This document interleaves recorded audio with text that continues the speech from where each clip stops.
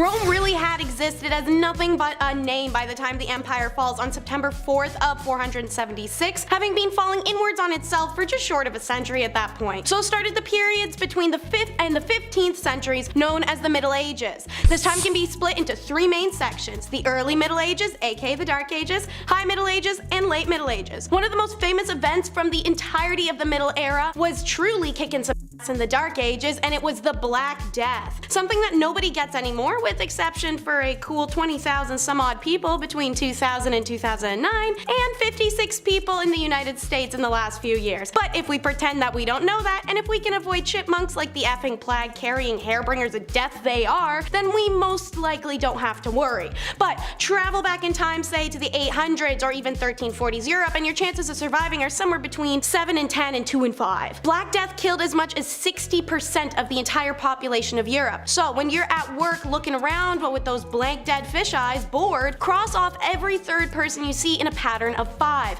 and try to figure out how many of them are gone and who you'd manage without. Probably now being in a position to go, hey boss, looks like you need new middle management team, and ain't since nobody left, hooray, promotion. That's exactly what happened in the Middle Ages too. After half the world died, kinda changed the balance of power. Suddenly peasants could ask for pay raises and improvements in working conditions, and life got a little better for them. This was further developed by the evolution of feudalism, and as a result the first banks and widespread money supply appeared for the first time in Europe. RIP freedom, hello capitalism. And speaking of the workforce, how about their dirty jobs? Knight, tosher, rat catcher, oh my, there's no shortage of terrible jobs in the Dark Ages. So let's cover a few. So a leech collector was a woman's role. She was often living in the countryside near marshes and bogs, just generally dirty open water spots where she could strip her legs bare, grab a bucket, and wade into the mud, waiting for leeches to sucker themselves on. At that point she could scrape the buggers off, bucket them, and then sell them in town to physicians, the wealthy people, beauty stores, whatever. Enjoy the scabs and infectious diseases. The groom of the stool was a position for the royal household who was in charge of cleaning the king's badunkadunk, making sure it was clean and dry post his kingly, well, dumps. Tanning leather seems like it would just be hard. Don't worry, on top of stripping animal skin of its fur, soaking it, and consequently yourself in lots of lime and salt, it also involved animal feces. See, you'd hire this other guy who somehow had a worse job than you. He's called a pure collector. He'd collect you dog poop, you'd grab it with your bare hands and mush it into leather to treat it. And don't get started on lime burners or treadmill operators, which was essentially a 50-50 death sentence job. And usually whatever job you ended up with was one for life, because chances are you stay in one place. Many people dream of traveling. My generation especially is one that's opting out of children in order to do so. This isn't new, and the human desire to travel and learn is something inherent, coming with curiosity and the need to discover. But this wasn't one of those times. Written records show that a sizable proportion of people not only didn't travel to other countries, they never even left their region or the village they were born in. Even if you did manage to travel, it wasn't planes and annoying but passable airport waits. The average traveler would often sleep out in the open air. Inns or other forms of accommodation were few and far between, and usually too expensive for the typical person to afford. So aside from the super fun chance of freezing to death overnight, travelers in the Middle Ages also had to worry about being robbed or attacked on the road. Many people therefore chose to travel in groups, but even then you weren't entirely safe. Your homies could turn on you at any second. Consider also that roads and pathways were rough, and this was a ridiculous era where even spraining an ankle could prove to be fatal. Then there's finally bridges, which are quite rare, especially outside of big cities, so you might have to cross rivers manually, and while they could memorize and recite Latin every day, these dummies couldn't swim. Drowning was all too commonplace. Even the Holy Roman Emperor Frederick I died while attempting to cross a river. So if you're gonna live in one region, one city, and one house your whole life, naturally it would be a dingy shack. Because peasants' homes were small, often just made up of one room. They were constructed of wattle and daub, a type of method of constructing walls in which vertical wooden stakes, or wattles, are woven with horizontal twigs and branches, and then daubed with clay or mud. Then they'd have a thatched roof to boot. And if they're well constructed, these bad boys could be waterproof and stand for a decent amount of time. But they required upkeep, and not everyone can afford that, especially seeing as it's essentially paper mache, twigs, and mud. You really had to stay on top of this. Inside of a hut, a third of the area area was penned off for animals, which lived inside with the family. I know people that complain about the smell of a cat litter box. My guy, you could have had a whole donkey living next to the kitchen sink. Chickens, cows, pigs. Then, to really complement the mildew smell of rotting roof and the stink of sweat and feces covered animals, a fire burned in the hearth in the center of the hut so that the air was permanently eye-wateringly smoky. Furniture was maybe a couple stools, a trunk and bedding, and a few cooking pots. Beds were a thing, but they weren't very great. And don't forget a couple of dirty chamber pots kicking around the room. We may have discovered a new homing style, you guys. We could call it medieval open conceptualism with minimalism aesthetic. And when it's time to get your kid out of the house, you hook them up with an apprenticeship. The freaky Greekies weren't the only ones tossing their kids at other adults saying, here, take this and raise it. However, unlike the Greek apprenticeship, which came with some strings attached, as explained in the recent top 10 reasons why living in ancient Greece was impossible video, the Dark Age apprenticeship was truly and solely about work. But nobody said it was good or fair work. From the midpoint of the Middle Ages onward, master craftsmen were permitted to employ youngsters for free so long as they provided them with food, lodging, and formal training in their specific craft, which would undoubtedly elevate their status in this society. But getting through an apprenticeship was hard as hell. First, nobody said the food had to be quality, so rations often sucked and apprentices could effectively starve. But then there was the fact you could just get beat up by your master at any time,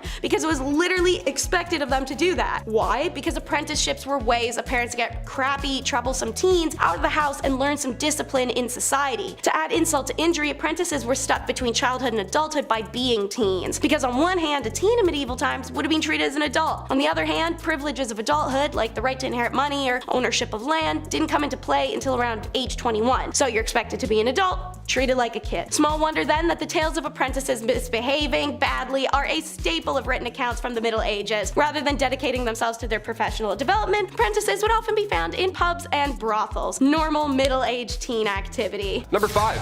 Fear the Dead. With The Walking Dead on their 47th season, I think it's time to take a peek into zombie history, shall we? And find out where this grim idea really started. Well, it's certainly not a new one, I'll tell you that for free. As far back as the early 1300s, residents were buried in the village of Warren Percy, where archaeologists discovered them many moons later, and they discovered marks on their bones. Cuts, burn marks, you name it. Apparently this was all done after they had passed away. But why? Scientists believe that these injuries inflicted after their untimely death were to prevent them from being reanimated, you know, coming back to life and haunting your village. To keep them in their graves, of course. Unless this dude did something to piss off an entire village that much, they were clearly afraid of this corpse coming back to haunt them. Number 4. Studia Generale. This period also saw the birth of what we call the modern university. This was a culmination of material translated and taught to provide a new infrastructure to scientific scholars. Some of these new universities were registered by the Holy Roman Empire as an institution of international excellence, giving it the title Studium Generale, or better known as Studia Generale. Most of the early Studia Generale were discovered in Italy, Spain, England, and France. These places of study were considered the most prestigious places of learning in all of Europe. I bet you the school hoodies were still so expensive. Just someone's old textbook with a mustache drawn on Marcus Aurelius. The listed number of institutions began to grow as new universities were founded throughout Europe. As early as the 13th century, scholars from the Studia Generale were encouraged to speak and lecture courses at other institutions within Europe to share documents and information, which led to the current academic culture seen in modern universities today. It's a TED Talk, come on. There had to be one cool professor back then, like the guy who lets the class teach itself, orders pizza, has tenure, and hates the monarchy. Number 3. Medieval taverns. Say you want to grab a pint with the local lads. Where do you get an IPA in the Dark Ages? Where do we get a 6-pack of Arthurian ale? Well, this is the medieval ages, so instead of venturing through the woods to hopefully maybe find another town, just ask thy neighbor. That's right, in the Middle Ages, you could brew your own ale. No problem, no one's asking any questions. Give it a shot. In the late 12th century, baking bread was not freely permitted, but making ale in your basement was. I guess that's great. So the higher ups, the noble lords, they wouldn't care if you made ale and had a block party, but if you made a weak ale, or it was improperly measured and then distributed, then, and only then, do you get a fine. Arrest this man at once. Number 2. St. Patrick. St. Patrick was a 5th century Roman British Christian missionary and bishop in Ireland. Also known as the Apostle of Ireland, although he is the first apostle, having lived prior to the current laws of the Catholic Church.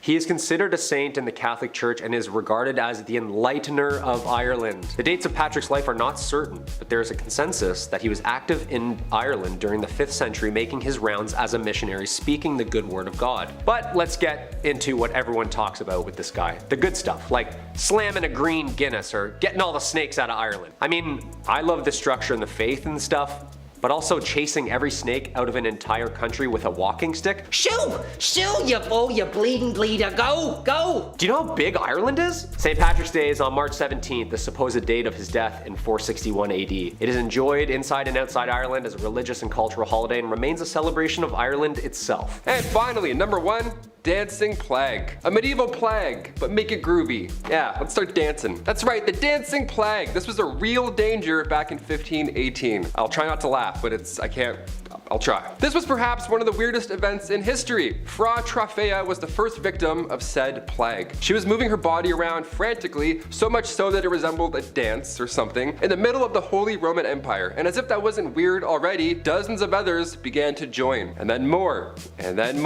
all moving their bodies with a similar, wacky, frantic twist. This was long before Chubby Checker came along, so we still have no idea what was going on here. Like, we're out of guesses at this point. This twist lasted for months. People were dropping on the spot. It was scary and confusing. In total, there were around 400 victims that fell to this mysterious illness. That's a lot of deaths. That's a lot of real deaths. This was documented in 16th century historical records, so I don't think the story is made up per se. No one would make this up. It's terrifying. A Catholic saint at the time, Saint Vitus, was believed to have the power to curse people with said dancing plague. What an amazing power also. Guy starts moonwalking away, you're like, beat it. Some suggest this was a cult, others believe they ate toxic rye. Who's to say for sure? Either way, we're all dancing. Kicking off the list at number 10, black cats. Yeah, we'll start this dark list off a little slowly. You know, we'll ease our way into the witch trials. You see a black cat cross in front of you, what's the first thing you think? Bad luck, bad omens, bad stuff? Does that cat belong to anyone? Maybe I should take it home and take care of it. Well, in 1232, Pope Gregory IX, he exposed a cult of witches in northern Germany. Yeah, he wrote an expose called Vox in Rama. He went in deep. He knew some of the ritual words used at these cult meetings. He knew everything, which, in my opinion, a little fishy, right? This guy knows a lot. Were you involved, my dude? What's going on? He exposed the happenings, including the involvement of one black cat. They would oddly kiss it and worship it. Now, at first, when reading about this, I was like, oh no, the cat, what's gonna happen? No, it's good. It was cat worship in this way, which is odd, but better historically. The Pope did afterwards send hunters out to eliminate any cat in sight, so it is pretty dark and scandalous. The level of cats in the mid-1200s was almost at an extinct level. Pretty horrible, right? If only we had all those cats later on in 1347 when, you know, rats carrying the Black Death arrived. We definitely could have used a few cats, but witches. Number 9, flat earth. Okay, it's 2022. We can watch live footage right now from the International Space Station just whipping around us. We can fly to Australia in this day and age. We can have a window seat and watch the entire commute. But there's still a good amount of people today that believe that the earth is flat. How shocking is that? How scandalous indeed. The same guys who believed women were witches were also like, oh, of course the earth isn't flat. That's crazy. How conflicting is that historically? We think any time before Columbus, especially back in the Dark Ages, we have this general idea that they didn't know anything, specifically the scale of the planet or even the universe for that matter. We're still launching telescopes into space to record the edges of the galaxy. There's so much we don't know today, yet there's still flat earthers. Shocking enough, the Middle Ages didn't see many of those. In the 13th century, navigators were regarding the earth as a sphere, with 4 cardinal points as well. Even going back further, looking at ancient Roman days, in 77 AD, Pliny the Elder, the ancient philosopher, also agreed on the Earth's shape. It was common knowledge, dare I say, even in the Dark Ages. So if you know any flat earthers,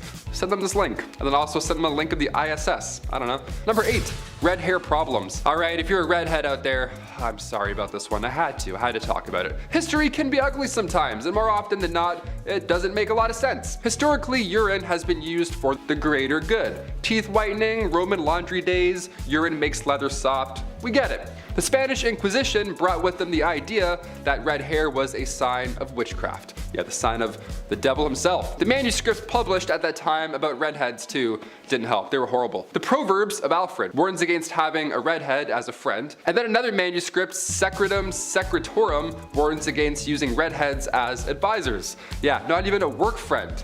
Sorry, Big Chud. 14th century manuscripts tell me that you're working for the devil, so now we can't talk to you, all because you have nice hair. Another manuscript from the 14th century believes that redheads are rarely faithful in both friendships and romantic relationships. Yeah, if you have a redhead partner, don't go through their phone, okay? Don't listen to the Spanish Inquisition, okay? Don't listen to the devil. They're not working for the devil, okay? They're just fine. They're redheads. Freckles as well. If you had freckles in the Middle Ages, good game. Number 7, Macbeth's curse. Every curse starts somewhere, okay? All you theater kids out there probably know about this one. I feel guilty talking about this. Here we go. There's a few things you can't say to an actor before a show, and oddly enough, good luck is one of them.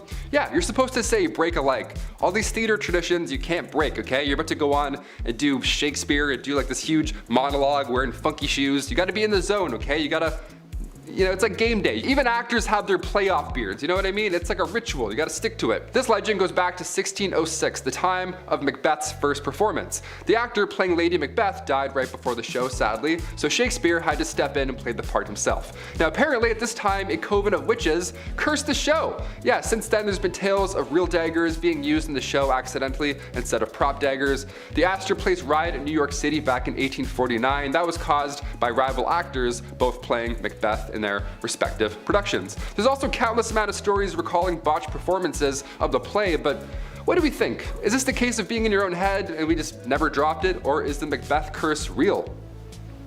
I don't know.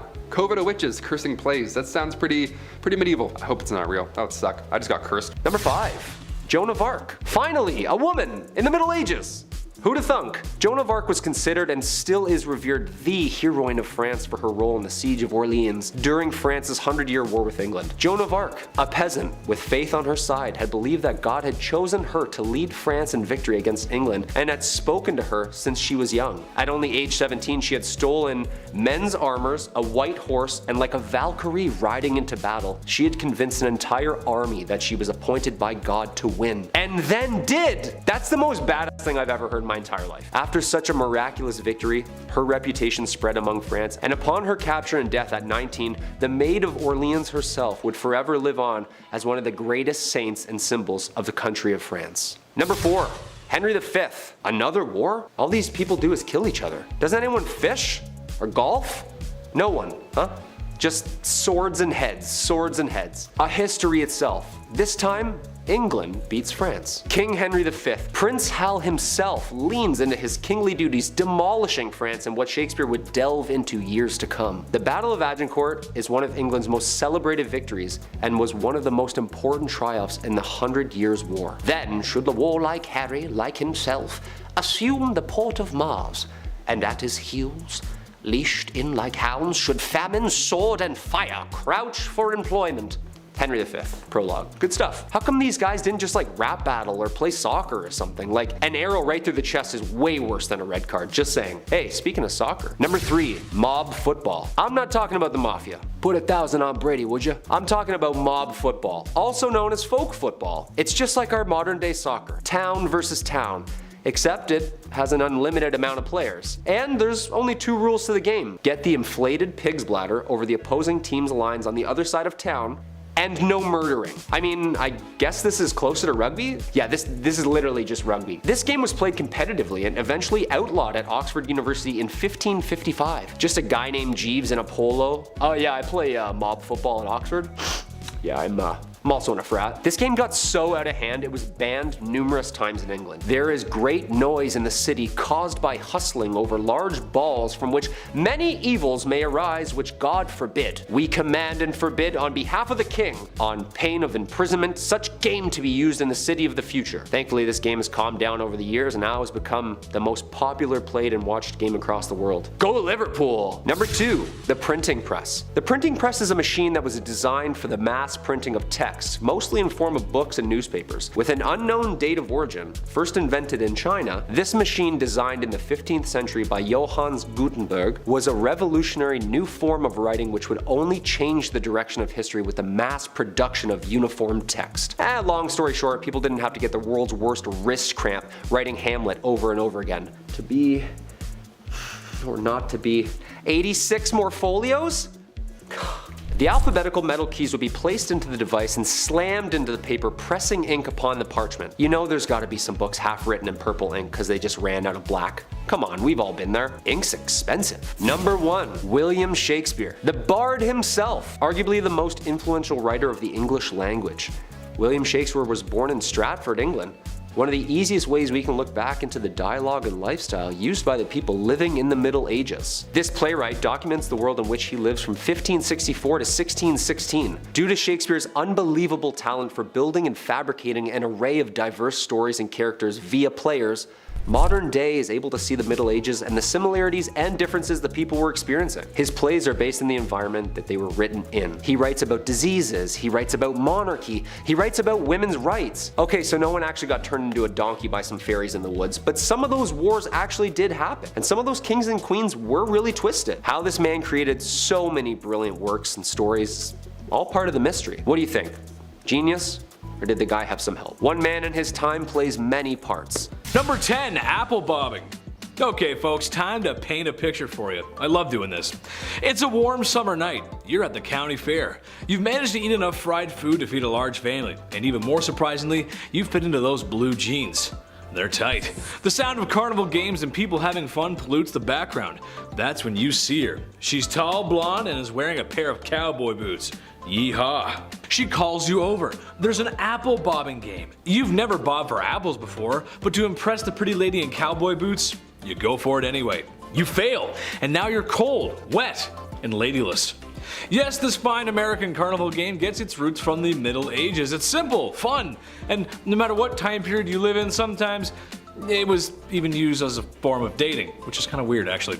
Names were written on the apples, kind of like speed dating, and then you'd bob for them and then you'd go off of whoever's name was on the apple. I've done it before. I'm not very good at apple bobbing. And now I'm just cold, wet, and maidenless. Number 9, Kitty Bonfire. This is the worst. I've talked a lot about a lot of naughty stuff in my time here as the king of the hive, but this one, it just sucks, dude. Look, we've all been bored before. I have too. Have we all done stupid things when we're bored? Yes. Remember Roman candles? You point them at each other, you shoot the fireworks at each other? Some of you done it. Don't lie to me. I know you did. Sure, that's just a part of growing up though. However, growing up in the Middle Ages, and more specifically in France, they like to have barbecues. Except it wasn't delicious mouth-watering ribs or chicken, it was cats. And it wasn't for eating, but just for entertainment. Yeah, just for a good old laugh. Don't have time today, but I've got a great story about a stray cat. Maybe I'll use that for my first stand-up routine, we'll see. But regardless, I'm just trying to have fun in this one because it just makes me sad. Let's move on to the next one. Number 8, mob football. Football is the world sport. Name a country, they probably have a team in it. And Canada might even bring the cup home this year, boys and girls. Now that would be cool. However, the billion-dollar sport was nothing close to what it is today. Football has rules, regulations, and athletes performing at peak performance. Ronaldo was one heck of a player. In medieval times, there were no rules on how many players there could be. Sometimes it was even whole towns versus one another. The ball? Not something you can find in the back of your favorite department store. It was an inflated pig bladder. Ugh. The only goal was to get it to the other side with any means necessary, which oftentimes meant it was going to get physical. A lot of beating and whatnot, a lot of hitting. Not very good, don't do that. I'll stick not playing that sport, thanks. Number 7, public delifing. There were jails and dungeons in medieval times, sure, make no mistake of that.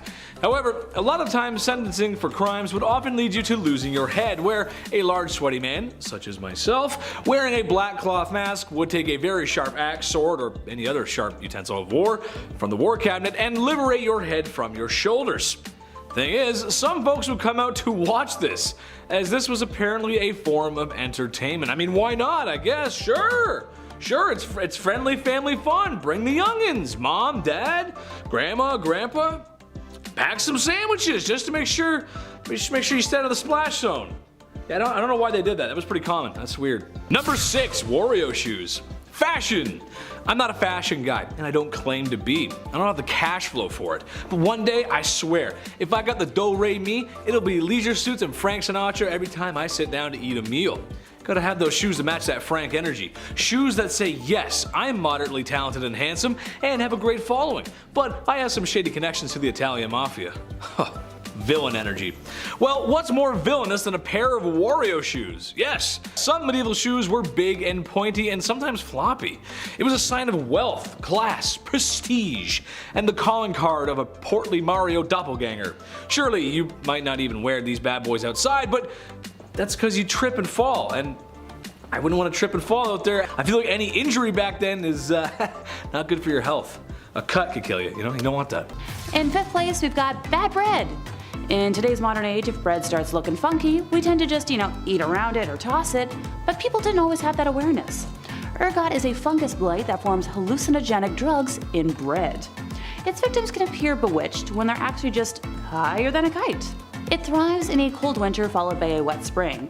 The victims of this might suffer from paranoia and hallucinations, twitches and spasms, cardiovascular trouble, and stillborn births.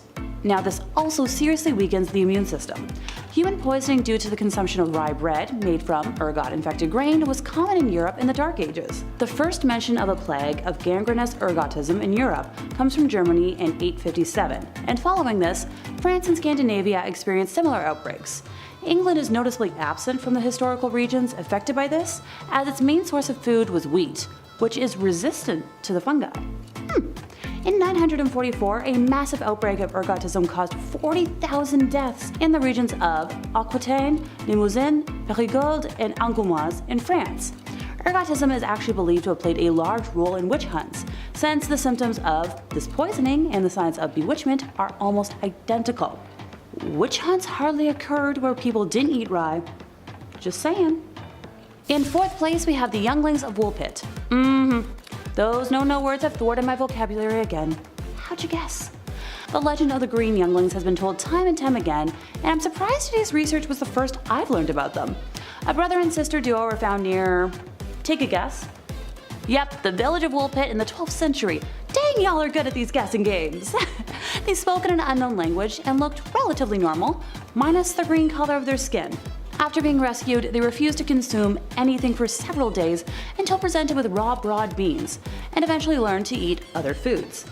Shortly after being baptized, the brother passed away. Okay, slightly suspicious, but the gal adjusted to her new life, and was considered very wanton and impudent. Simply put, in modern English, she had a mind of her own and refused to be docile. Atta girl!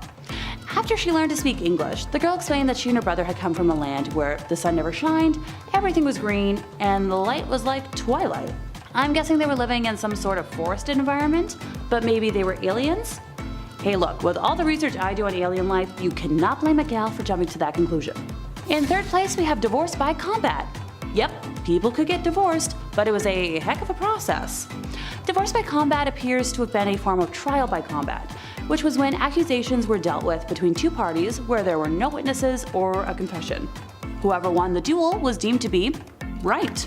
The rules for divorce by combat as we know it come from Hans Tellhofer's Fechtbuch, which was written in 1467 and are as follows. The man would be placed in a waist-height 1 meter deep hole with one hand tied behind his back while the woman was allowed to move freely.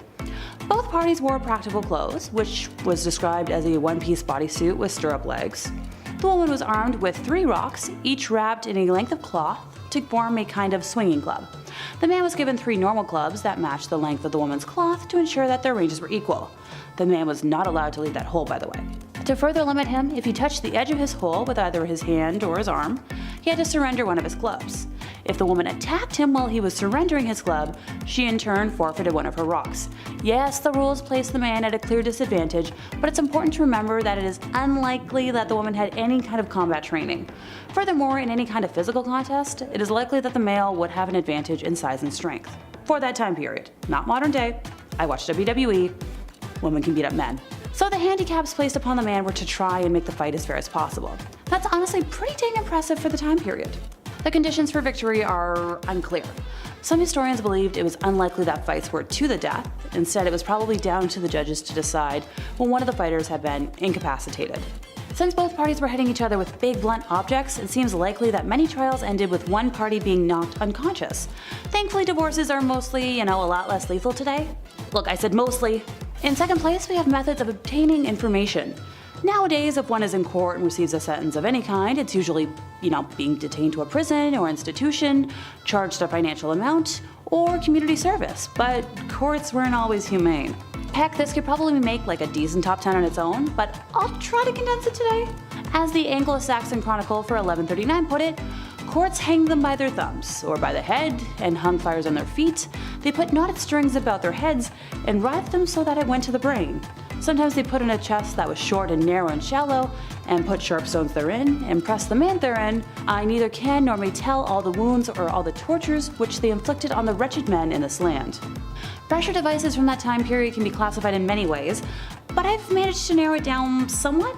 If they leave a mark or not, if they draw bodily fluid or not, physical versus psychological anguish, and if it was used to extract information or as an additional punishment to prolong death. During my research, I read up on over 50 different versions of heinous punishment, half of which include words I definitely can't say, and others that would send me retching if I tried to describe them here. You want me to try? Oh, okay. It's on y'all's conscience, so if anything happens to me. A cheap and popular way to end someone slowly was by forcing a rat through a victim's body as a way to escape a cage that they had been put in. Since y'all need detail so much, the rat was caged, not the human. Unless stopped almost immediately, this torture always resulted in eventual death. Once again, I could go on for hours if y'all really want me to, but I'm suddenly a little queasy and I'd like to keep my food in my stomach if you don't mind. In first place, we have people munching in ancient Egypt and Europe. Yeah, remember that list of no-no words? Yeah, here we go again. The question in old society was not should one consume human flesh, but how and what kind of flesh did you want to consume? Grave robbers were making bank, but sadly, no one was selling zydrate in a little glass vial. The answer at first was Egyptian mummy, which was crumbled up to stop internal red fluid release. Skull was one common ingredient, taken in powdered form to cure head ailments. One popular drink to cure apoplexy mixed powdered human skull and chocolate, while the most coveted remedy mixed skull with alcohol. Even the toupee of moss that grew over a buried skull, called usnea, became a prized additive, its powder believed to cure nosebleeds and possibly epilepsy. Human fat was used to treat the outside of the body. Red human fluid was procured as fresh as possible, while it was still thought to contain the vitality of the body. One physician even recommended drinking it fresh from a living donor. No, he was not accused of being a vampire.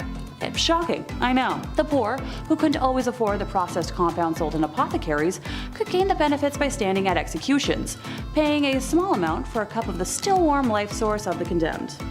Thanks. For those who prefer their redness cooked, a 1679 recipe from a France apothecary describes how to make it into marmalade. While I do fancy myself an amateur baker, I'll stick to my famed double chocolate cookies and mini egg dip. Number 10, Treaty of Verdun. The Treaty of Verdun, or also known as Traité de Verdun, was a contract agreed on in August 843 in which divided the Frankish Empire into 3 kingdoms among the surviving sons of the Emperor Louis I, the firstborn son and heir of Charlemagne. Long story short, all the grandsons were all at civil war with each other about who was getting what did Grant promise. The treaty followed shortly after almost 3 years of wars between the brothers. It was the first in a series of partitions contributing to the dissolution of Charlemagne's empire, and it is seen as a blueprint in which modern societies are based off of. Basically, the brothers all had to split what their grandfather had decreed his own into land. Lothair the First, coolest name, Charlemagne's eldest son, received Francia Media, or the Middle Frankish Kingdom. Louis II received Francia Orientalis, or the East Frank Kingdom. And Charles II received Francia Occidentalis, or the West Frankish Kingdom. You and I both know the youngest got the most. Come on, I'm just gonna say it right out. Everyone likes to talk about the eldest son this and the eldest son that, but we all know the baby gets whatever they want whenever they want, don't they, huh? I'm looking at you, Taylor. Come here, man. It's true, man. The baby gets everything. Middle child? This guy didn't even exist growing up. Didn't hear from him. Number 9, Underground Castle. Big Chet and I are currently replaying Ocarina of Time, so in honor of Hyrule, I gotta include this medieval castle. It was once a residence during the reign of King Henry III. This castle was actually discovered recently underneath a prison yard back in 2015. The old prison castle, we love those. Shawshank Redemption 2, Medieval Edition. Super recent discovery. Archaeologists discovered walls of a castle underneath the basketball court in southwest England at a former prison. Yeah, dudes were shooting threes over top a kingdom and they had no idea. How amazing is that? This was the same castle that played part in the mid-1100s during England's Civil War. The castle actually fell later in the 1400s, and the prison was built on the grounds later in the 1700s until it closed its gates forever in 2013. And then we were shooting threes and then we discovered it, of course. If I was a ghost haunting these grounds, I would make every shot miss.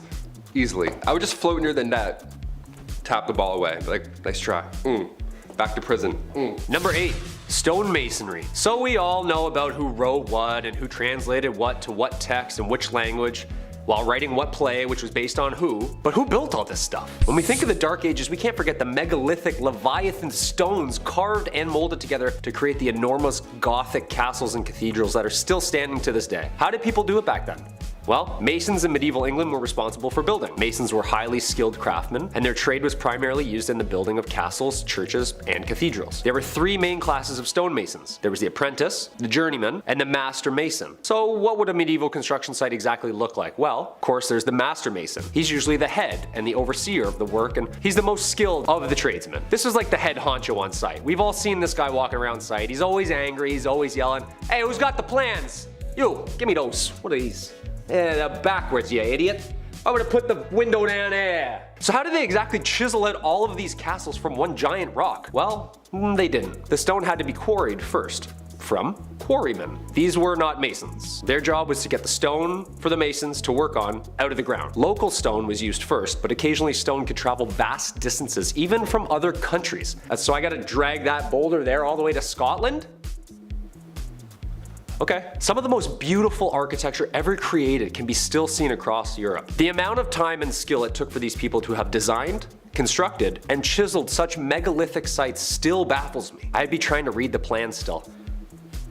Oh, that's north. I got it. We're good. Number 7, apple bobbing. In a time where bodies were literally piling up on the side of the road, I can't believe we got apple bobbing out of the whole ordeal. That's crazy. It seems like ill timing, but it is the Dark Ages. What can you do? Apples historically have always been a symbol of importance. The Greek golden apple started the Trojan War. Snow White's poison apple was a symbol of importance in literature and all that good stuff from growing up. And in the Middle Ages, apples were viewed as a symbol of romance and fertility. These things have roots, pun intended, of course. In medieval times, bobbing for apples was flirty. It was their version of speed dating, dare I say. What happened was all the leftover apples from the big harvest were then put into a big bucket. Each apple had a villager's name on it, and then maidens would have 3 chances.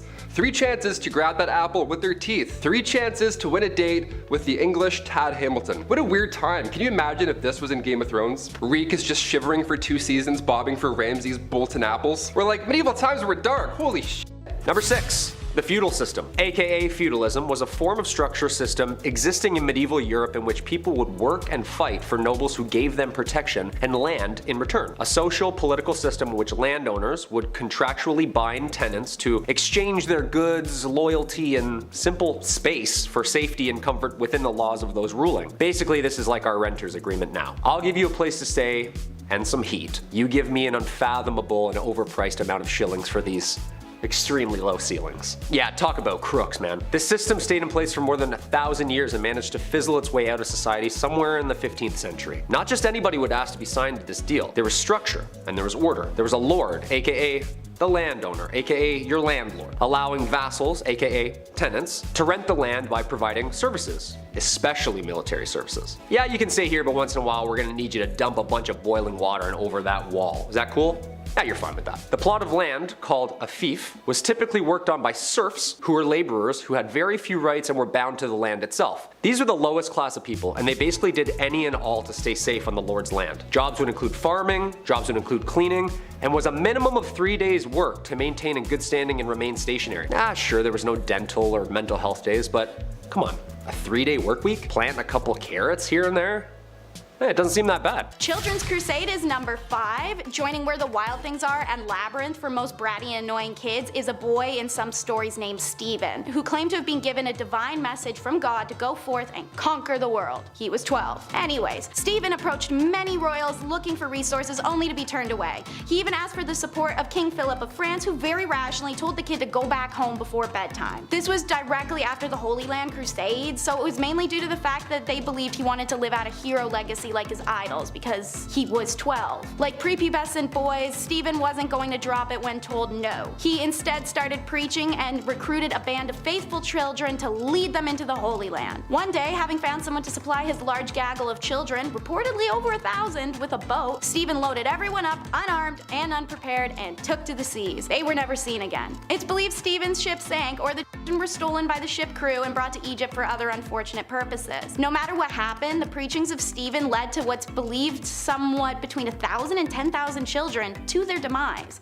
Stephen is one of few documented children crusaders, none of which can technically even be labeled as a crusade, because to fall under that title, a mission had to be delivered and blessed by a pope. No children's crusade was ever approved. Speaking of holy crusaders, the fate of the Templars is number 4 in our countdown. Founded in 1118 as a monastic military, their duty was the protection of pilgrims as they traveled to the Holy Land following the Christian capture of Jerusalem during the First Crusade. The Knights of Templar quickly became one of the richest and most influential groups of the Middle and Dark Ages, erecting banks, castles, and churches. Their wealth would be their downfall. A secret letter detailed black magic and scandalous sexual activities that was sent through France. The reality of this document was that it was made by King Philip of France, who notoriously stole and plundered from anyone he could. In response, more than 600 Templars are arrested, as well as hundreds of non-warriors who handled the day-to-day work such as banking, farming, and organizing. The men were charged with a wide array of offenses including heresy, devil worship, spitting on the cross, homosexuality, fraud, and financial corruption. The Templars, meanwhile, were kept in isolation and fed meager rations, all while facing brutal torture. Given the extreme conditions of medieval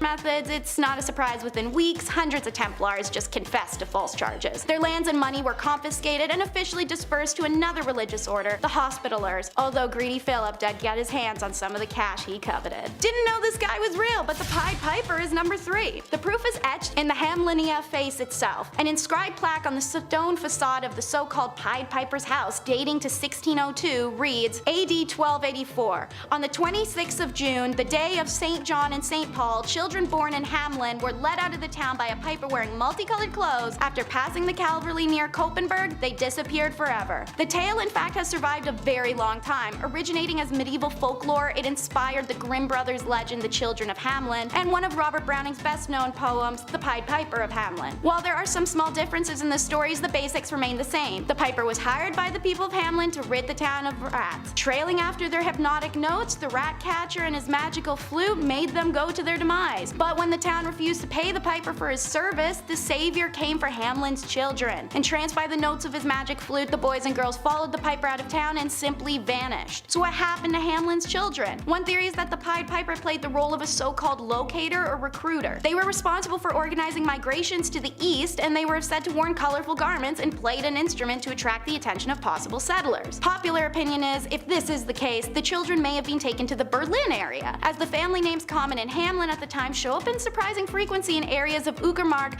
and Prznik, near Berlin. An entry in Hamlin's town records dating 1384 laments that it's 100 years since our children left. The stained glass window in town St. Nikolai Church, destroyed in the 17th century, but described in earlier accounts, reportedly illustrated the figure of the Pied Piper leading ghostly white children away. And St. Anthony's fire, number 2 in the countdown, is not as cool as it may sound. When people of Paris were tormented with painful boils, sores, swelling, and the sensation of fire in their skin, the only cure seemed to be a trip to St. Mary's Church in Paris. There, Duke Hugh the Great nourished the ill with his holy grain stores, said to help the ill recover. And they did. But as soon as they returned home, they had the plague again with terrible illness. The cause? St. Anthony's fire. The disease starts with faint burning in the skin. Soon red spots covered the infected person's body, who felt like their limbs were on fire. Arms would swell and turn bright red, then terrible hallucinations would plague them, convincing them they were being assaulted by demons or dragged to hell. Finally, gangrene skin would set in and the victim's fingers and toes would drop off one by one. Once infected, few survived. So what caused this horrible disease, and why did Holy Grain cure it? Well, if you've seen our video Top 10 Unusual Events from Medieval History, you may know about ergot poisoning. It's a fungus that grows on rye during cold and damp conditions. When the grain is ground up and then made into bread, people consume the fungus and poisoning ensues. So Duquesne's stores of holy grain were better maintained because of his status, and they weren't contaminated with ergot. When people ate his grains, their ergotism went away, but as soon as they returned home and they consumed their contaminated grains, they were poisoned again. Ergot would remain undiscovered still for years to come, and many forms of ergot poisoning would manifest in this time. Number 1 takes the video title seriously though, the Dark Age. It's said the 9th plague of Egypt was complete darkness that lasted for 3 days. Well, this may not be entirely wrong, with the exception of it actually being 18 months. In 536 AD, it said a huge portion of our world went under a dark, mysterious fog that fell on Europe, the Middle East, and parts of Asia. The fog blocked the sun during the day, causing temperatures to drop, crops to fail, and people to die. As a result, countless documents were found in this country of mysterious darkness. However, they weren't taken seriously until the 1990s, when researchers in Ireland noticed the rings on the inside of trees indicated some funny business around 536. Summers in Europe and Asia became 35 Fahrenheit to 37 Fahrenheit colder. China even reporting summer snow. They realized that the ancient witnesses were really actually onto something. They weren't being hysterical or imagining the end of the world. Now researchers also discovered what may be the main source of the darkness. A volcanic eruption in Iceland in early 536 helped spread ash across the northern hemisphere, creating a fog and altering the global climate patterns, causing years of famine. With this realization, accounts of 536 become real horrifying real fast. I mean, put it in perspective. One day the world is plunged into darkness, and then the sun just never rises again. In primitive times especially, this seemed to have a traumatic effect. We marvel to see no shadows of our body at noon, wrote Cassiodorus, a Roman politician. He also wrote that the sun had a bluish color and the moon had lost its luster, and the seasons seemed to become jumbled together. Number 10. The Doomsday Book, 1085. The Doomsday Book was created under William I, also known as William the Conqueror. Like, you're already the first, man. You don't need 2 names, come on. This guy basically drew up a book to document people's money so that he could tax them. Oh yeah, this is the very first time surveyors went town to town and recorded how much money you would owe for simply just doing you. Men would show up at your house asking how much money you made and document your spending habits. 5 shillings on groceries, huh? Okay. And 5 on that phone plan. Look, tax season's coming up, Arthur. It's not looking good, man. Talk about a bunch of crooks, huh? Imagine owing someone money for just trying to make an honest living. Yeah, thank God that didn't catch on, right guys? Oh, speaking of, I gotta phone H&R Block. Number 9. The Crusades. A 3-part miniseries spanning over 200 years. These bloody and ruthless wars were battled between Muslim and Christians for the proprietorship over sacred sites and the land in the East Mediterranean. A 3-part miniseries spanning over 200 years. These bloody and ruthless wars were battled between Muslim and Christians for proprietorship over sacred sites and land in the East Mediterranean. Wars that resulted in 6 million deaths. The Knights Templar, a brotherhood of highly trained soldiers horseback bashing their way through the East. These guys were the real deal, almost like the Navy SEALs of their time. We've seen these paintings. The elite fighting force with the red cross painted on their chests. I wonder if they had to do a Hell Week. These soldiers were the most trained and savage fighters in all the Christian armies. Richard I leading the 3rd and final crusade, earning him the name Richard the Lionheart. Back then the names were always something so aggressive and scary. It was never like Richard the Clownfish or Henry the Pygmy Goat. No, we need fear. Way more fear. Number 8. The Magna Carta. The year's 1215. We need some laws, people. This document was one of its kind. A document setting out the laws and limitations from the common man to King John himself. A legal system written down so that there are clear do's and don'ts. No free man shall be seized, imprisoned, dispossessed, outlawed, exiled, or ruined in any way, nor in any way proceeded against except by the lawful judgment of his peers, and the law of the land. Did you get all that? Write that down. Except women. They don't have laws. And they can't act in plays. Sometimes people needed to face the music. And even animals. Huh?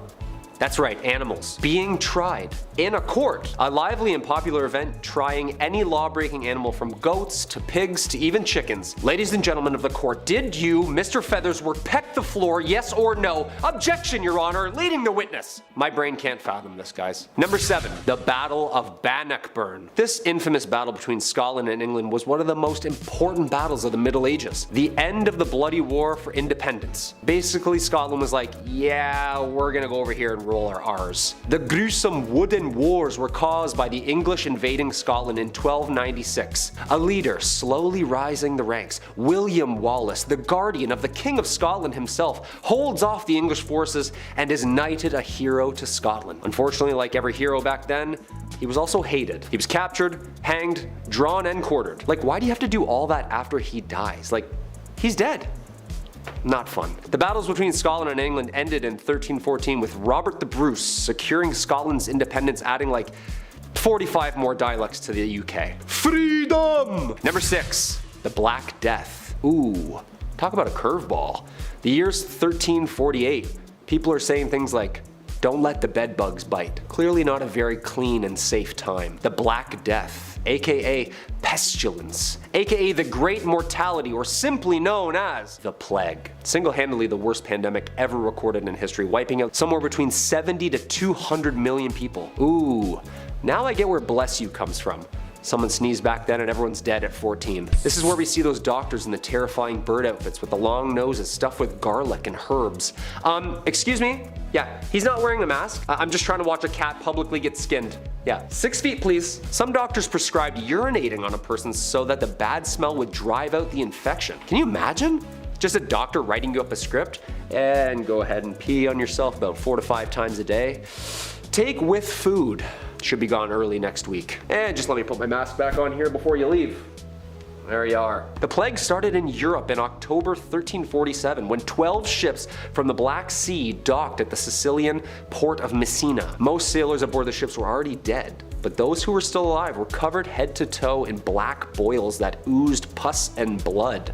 Ugh. Sometimes the Black Death included fever, chills, vomiting, diarrhea, temporary loss in motor skills, and then, of course, death. Number 5 is why women want to stay in religious favor. In medieval Europe, a device was literally invented for women who defied their religious beliefs. Pyramid shaped and made of wood, the woman who dared to defy her god should fear this. See, they would bind the woman's hands and ankles and then sit one of her 2 openings on the peak of the pyramid. She would then be incapable of shifting her weight anywhere else and was forced to put her weight down on the tip. It would slowly slide upwards and inwards, and the longer she was pressed down on it, the more her body split apart. These women would be left for days on end sometimes on this device. The device's slow, agonizing death can be compared only to the shame it inflicted as well. The woman was stripped nude and forced to suffer this torture in public for all to see. Number 4 is harems. To start, the word harem is derived from the Arabic word harim, and it often means sacred, forbidden, and sometimes sanctuary. This was an accurate name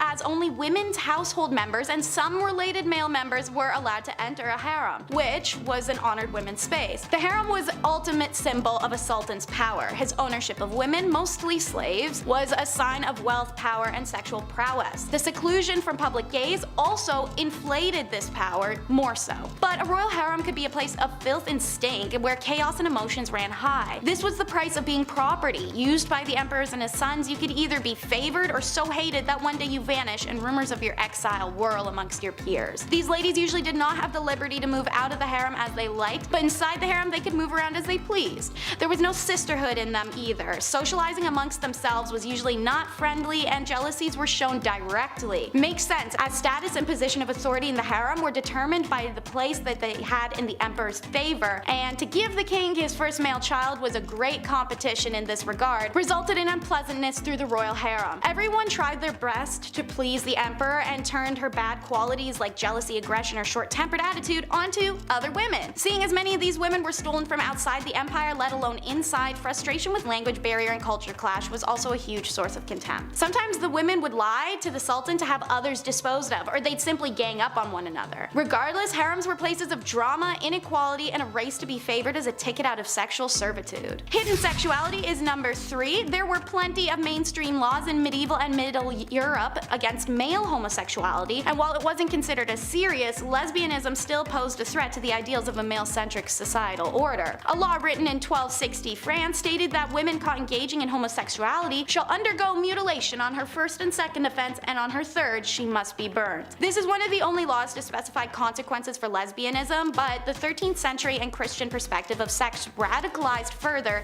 into modesty. Lesbianism was equated to sodomy at that time point and therefore carried a similar sentence: death. There is sufficient evidence of lesbians in Middle Ages, most of which come from the church. Turns out many nuns were sexually active lesbians, and the church directly acknowledges their presence by having to pass laws establishing penalties for nuns caught having sexual relations with each other. So not only were they having sexual relations with each other, but it was enough that the church had to do something about it. For example, during the 8th century, Pope Gregory III gave penances of 160 days for unnatural female acts. Still, no torture or death though. This is because as long as phallus or other phallus-shaped objects weren't used or involved, the relationship wasn't considered real intercourse. Real intercourse involved procreation after all. So eventually, when Christianity upped the ante, however, any sexual act that caused pleasure, which now included lesbian intercourse or plain old self-stimulation, was now considered sin. So like most women of the Middle Ages, even bisexual and lesbian women had to settle down for a man at that point. Anyone who struggled with sexuality can imagine how dreadful it would be to live that way. Divorce was a nightmare, which is why it's number 2 in our countdown. Laws worldwide were unforgiving of divorces,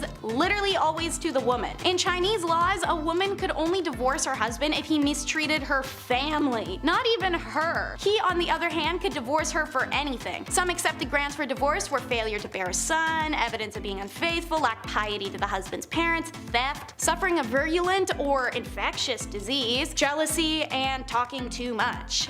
Pretty superficial list, but in Chinese society, divorce was a serious action with social repercussions for both parties, so consequently divorces were not as common as they may sound. She could not be divorced if she had no family to return to, or if she had gone through the 3-year mourning period for her husband's dead parents. And speaking of family, during the Han Dynasty, unmarried women brought a special tax on their family, and women with babies were given a 3-year exemption from the tax, and their husbands a 1 year. So there was a huge push to get married. Meanwhile, in medieval England, their similarities are stark. They too had a small number of divorces despite an expansive list of reasons to do so, such as there was a discovered blood relation between the individuals, or impotence, or fear used to obtain consent, marriages entered into under false pretenses, things like that. In many of these cases, the lack of sufficient evidence made them difficult to prove and thus deterred people from taking their cases to court. And number 1 is the tradition of foot binding. It existed for around 10 centuries, and there are women alive today who still have feet that are the result of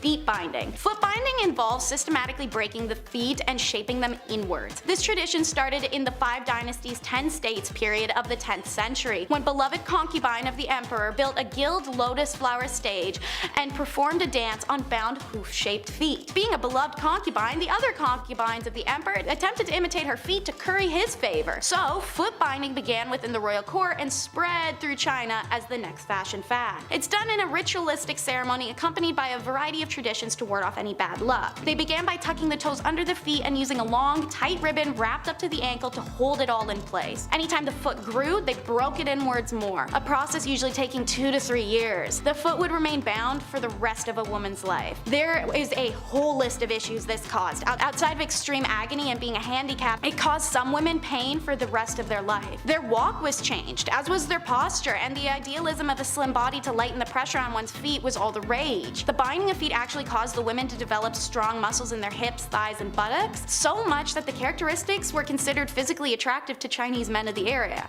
aka the girlies were thick. Kicking off our list in 10th place, we have a very weird dish. Thanks to a lexicon of interweb no-no words, I can't say the explicit name, so you'll have to pay very close attention to what I'm spelling out. As far back as history can go, food has been used for sustenance and entertainment. For many of us, we can't be content with the exact same thing every day.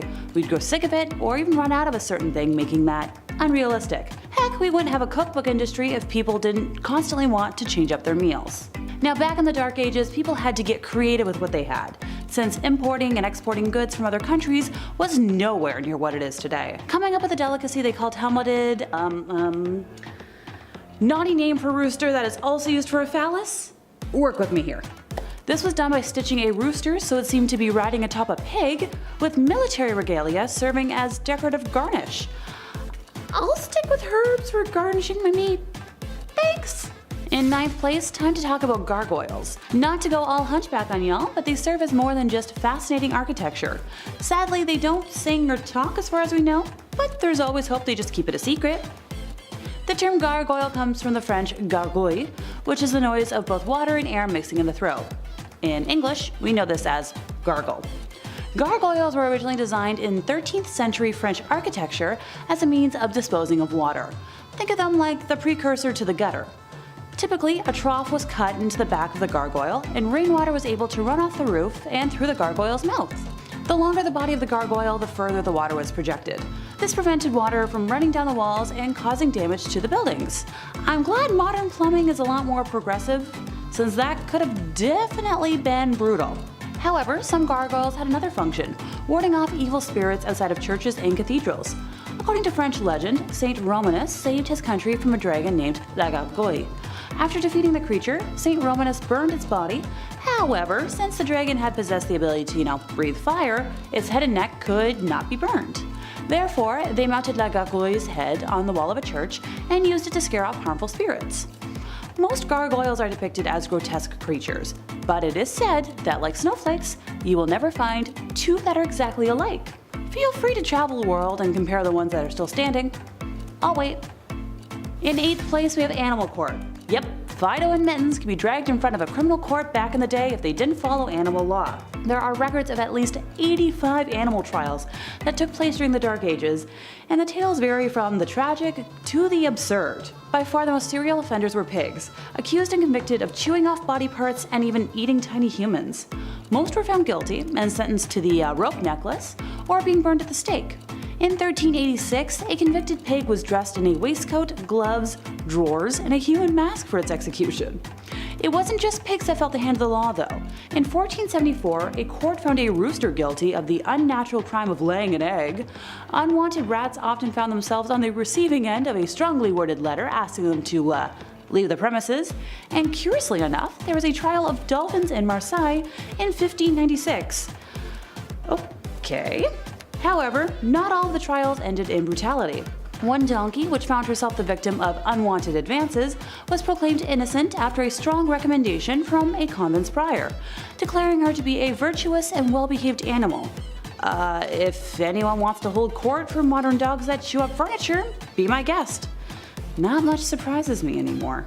In 7th place, we have the origin of nursery rhymes. I thought this one was common knowledge, but after talking with colleagues and friends, enough people didn't know about just how dark nursery rhymes can be, so ergo, this entry. Alrighty, hands up, who has sung Ring Around the Rosie? If you forget, we shall sing it together.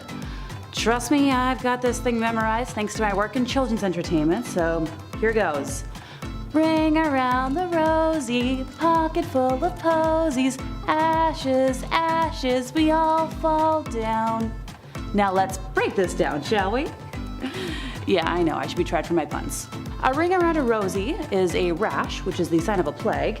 A pocket full of posies is to ward off the smell, and ashes are from burning bodies. Sure, children's fun. I've sang a version that continued to add on to the lyrics, going, skipping and singing, having lots of fun, laughing, running underneath the sun. And while I commend the attempt to try and make it more cheerful, personally it just felt a lot more demented. Another dark one is the classic London Bridge is Falling Down. No, don't worry, I'm not gonna sing again. I know, it's bad. It's a traditional English nursery rhyme and singing game about the dilapidation of London Bridge and attempts to repair it back in the Dark Ages. It dates back to bridge-related rhymes and games of that time. A well-known hypothesis is that the song refers to the burying, perhaps alive, of bodies in the foundations of the bridge. This theory was based on the idea that a bridge would collapse unless the body of a human sacrifice was buried in its foundations, and that the watchman is actually the human sacrifice who will then watch over the bridge. Oh, that sounds too far-fetched? Bodies were found beneath London Bridge in 2007 while building work was being carried out for the London Dungeons tourist attraction. I rest my case. In 6th place, we have an uncommon plague. I know, no one wants to hear about a plague ever again after recent history, but I promise this one isn't your typical version.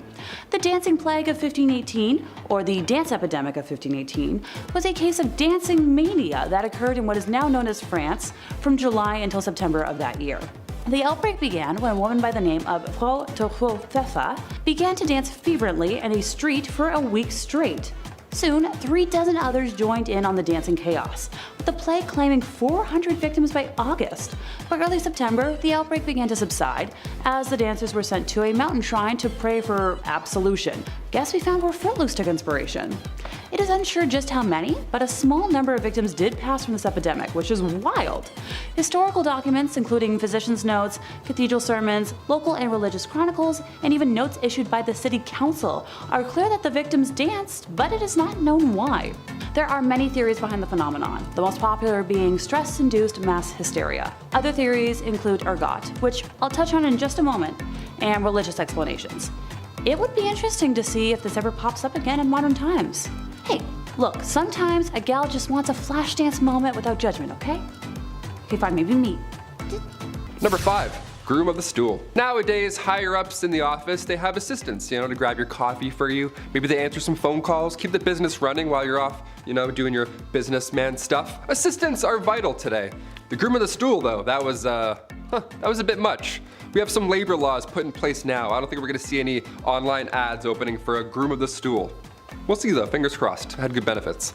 Back in the Dark Ages, this role was vital and respected. It was created by King Henry VIII, and this role was to assist the king, and specifically, assist his bowel movements. You had a box that you carried with you at all times. That's where the magic happened. The dark magic happened in this box. You would literally follow the king around until he needed to go to the washroom, until he needed said box. Porta potties weren't a thing back then, and there's no way you're going to catch that king squatting in the woods. In fact, you wouldn't even catch that king wiping his own behind. That chore was also reserved for the groom of the stool. Yeah, lucky you, right? In this stool, you would have water, towels, a wash bowl. The whole setup would be in there. You're probably thinking, Taylor, which poor soul had to be stuck with this role? A prisoner? Somebody who lost their sense of smell, hopefully? No, only sons of noblemen could take on this role, and in doing so, they also gain access to every room in the castle, tons of clothes, any bedchamber furnishings, you name it. And of course, a high pay. Always helps. Thank God. That's maybe the worst job in history. Maybe. We're almost there, you'll see. Number 4, divorce lawyers. If you've seen Game of Thrones, you've heard of trial by combat. That was the norm back in the day, you fight for your freedom, that's great. But what about divorce by combat? What in the Mr. and Mrs. Smith is happening? Was this real? I can't believe this. If you and your significant other weren't getting along in the Dark Ages, instead of, dishing out thousands on couples therapy and signing all that paperwork and getting it done with and going your separate ways, no, instead they would battle each other, like combat. It was an organized event too. It had restrictions in place for the husband. It's pretty hilarious to think back on. Like the husband would have to stand in a hole with one hand tied behind his back, while the wife ran circles around this hole with a sack full of rocks. A sack full of rocks, how intense is that? That's why you don't cheat in the Dark Ages, Lancelot, okay? Just take the barn, take the horse, take it all, I quit. Get me out of this hole, untie me. Number 3, toshers. Toss a coin to your tosher, here we go. This was one of the worst jobs back in the day, and it wasn't even a legal job. Shh, don't tell. If you don't any toshers, keep their secret, Early 19th century London, I know, a little more modern here, but definitely worth a mention. These toshers would spend all their time in sewers below London trying to find coins or valuables that have been just accidentally washed away. Yeah, they would just search for scrap metals, anything really that nobody else wants to go down and claim, or reclaim rather. It was worth the plunge as well. A lot of these folks would make around $20,000 a year. Just gotta do this a lot, and you're good. Number 2, dentist, doctor, surgeon, spy. Dentists were not a thing in the Middle Ages, Dr. Downer didn't politely tell you to floss more and then shake your hands while you're watching a show, getting a cleaning. No, it wasn't like that at all. They did have a barber. They had one guy, he did it all, a barber from the Dark Ages. Yeah, this appointment is gonna suck, my friends. Cavity, toothache, maybe you accidentally bit a rock, chipped a molar. They would only pull these teeth, that was the only solution. Barbers were responsible for cutting hair, pulling teeth, bloodletting, the classic 3-in-1 appointment we all have to do every month. Doctors were seen throughout history, and they've seen a lot of horrible stuff. Back in the 1500s, patients were walking in with an arrow sticking out of their legs. Yeah, instead of cutting the tip off and pulling the opposite way, the arrow remover would come in and then, cut into the injury, opening it more, That's always great. And then you would hold it open, and then you'd pull the entire arrow back out of your leg. Yeah, what a fun job. Or chest. Wherever the arrow went, you had to figure that out. This poor soul. And finally, number 1, the rat catcher. Another Game of Thrones classic. If you're a rat person, I know there's a lot of people who do like rats, like rat tricks, and they have like cool rat friends. That's awesome. I'm not one of those people. I'm not bashing you, but I am bashing this job. This would suck. First of all, rats as a medieval punishment was horrible. Where do I even begin with this one? This was one of the worst punishments for the rats as well. This is a 2-for-1 when it comes to pain. A rat trap involved a man being tied down to something, and then a metal enclosure would be strapped to his abdomen or chest. And then inside this enclosure, they were rats, and they were also like tucked away. And then historically, they would heat the metal enclosure, and the rats would panic and try and get out, and they would chew through the softest part, which in this case was your chest or abdomen. It was horrible. It was an absolute nightmare. But these rats had to come from somewhere, or rather, someone. As the name hints towards, rat catchers are one of the worst jobs you can have in, or rather out of a castle. It's an important role, you know, just like being a fool or a literal walking, talking toilet. There needs to be a chasseur de rats. Back in those times, rats and mice were the leading source of spreading disease, and with these castles being big and dark, there were probably a lot of them hiding. Black rats were a common household problem, so we needed to get those out. So in comes the well-respected rat catcher. These guys would sometimes try new spells to get rid of the rats. Wasn't always helpful, wouldn't work. More often than not, didn't work. So poison powders were the next main trick here. Also, the Pied Piper, he was an OG. Historically, he would do a musical number to exterminate your pets. If anything, he should be getting a bonus. Any rat catcher, actually, today or back in the Dark Ages, you deserve a bonus, my friend. You're a brave soul. At number 10, groom of the stool. There were a lot of really horrible jobs back in the Middle Ages. I mean, these people literally took any task you could think of and turned it into an actual profession. From fetching water from the nearest stream to handing drinks to people, everyone had some kind of job.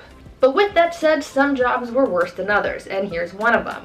The groom of the stool was a job created during the reign of Henry VIII, where the role was to monitor and assist the king in his bowel movements. They would carry a commode around at all times, waiting for the king to do his business, and they were also tasked with monitoring the king's diet and meal times, and would organize the king's days around his break times. They were also tasked with undressing the king for him to do his business, and it's also been suggested that they would have to, quote, cleanse the royal posterior as well. You know you're well off when you hire someone just to take care of your bodily business. Talk about a crappy job. At number 9, kissing sheets. For thousands of years, one of the biggest threats that people of royal or high status had to worry about was being taken out by their enemies. Monarchs worried about the threat of being poisoned by their enemies, as it was one of the most common methods of offing someone. So they thought of an array of precautions to take in order to prevent being taken out by some kind of spicy death sauce or something. Many monarchs hired tasters to try their food before it was given to the king to make sure it wasn't poisoned, but some monarchs were also afraid of being poisoned through something that they touched. This is why Henry VIII hired someone with a very important job to make sure that his bed wasn't poisoned. The person who was tasked with making the king's bed was also required to kiss every part of his bed every morning. They would kiss the pillows, the sheets, and blankets to prove that someone hadn't smeared poison on it. The king was also concerned with people poisoning his clothes too, as well as his sons, and so they would be tested for poison before they got dressed. Henry VIII was really out here providing employment for just about every weird task you could think of. Before we carry on talking about some of the strangest professions from back in the Middle Ages, why not take a moment to leave a like on this video if you're enjoying it so far, and while you're at it, consider subscribing to the channel to see more videos like this one. At number 8, leech collector. Back in the Middle Ages, things were still quite underdeveloped, like medicine for example. In our last video, I told you guys about alchemists who, at the time, were pretty much the ones who sought out cures for different ailments. Because science wasn't really known to them back then, they tried using whatever they could find to create cures, and one of the most common things that were used in medicine were leeches. Now, as we've learned by now, anything could become a job in the Middle Ages, and so gathering leeches became a profession. What's even weirder than the fact that finding leeches was someone's job is the method of how they collected those bad boys. Leech collectors would wade into the water with bare legs and wait for the leeches to come to them. They They would swish around and try to gather as many leeches on their body as possible. They would then get out of the water and pry the leeches off, putting them into a bucket and selling them to people in town like barber surgeons and other medical professionals. Now, I can't say I've ever had a leech on me, so I don't really know what it feels like, but I can imagine that it's an uncomfortable feeling, so to have a bunch of them all over you must have been a nightmare. At number 7, fuller. Wool was a very important part of life for people back in the Middle Ages. They were able to make all sorts of things out of it, and because it was waterproof because of the natural oils in the wool, it made processing the wool quite easy. But soon people found out that whatever they made out of the wool ended up being quite coarse and frayed easily. They figured that if they removed the oil from the wool, then it would make the overall product a little nicer, which it did, but the oil removing process definitely wasn't pleasant. Back then, in order to get the oils off wool, people called fullers would process the wool by pouring stale urine over it and then stomping on it. They needed some kind of alkaline solution to dissolve the oils, and urine was the best and most abundant solution. What makes this extra gross though is the fact that when it came to big batches of wool, they would have needed the urine of a bunch of people to get the job done. So that means that the fuller would have been sloshing around in the urine of like half the town. Gross. At number 6, ostiary. In the Middle Ages, religion played a big part in the lives of the people, and there were actually quite a few jobs centered around having something to do with the church. This is true with ostiaries, who worked almost like a secretary for the church. This position was normally held by a man who wanted to move up in the church's hierarchy. He was basically doing a menial task to butt kiss his way to the top. Ostiaries were tasked with being kind of like a church bouncer.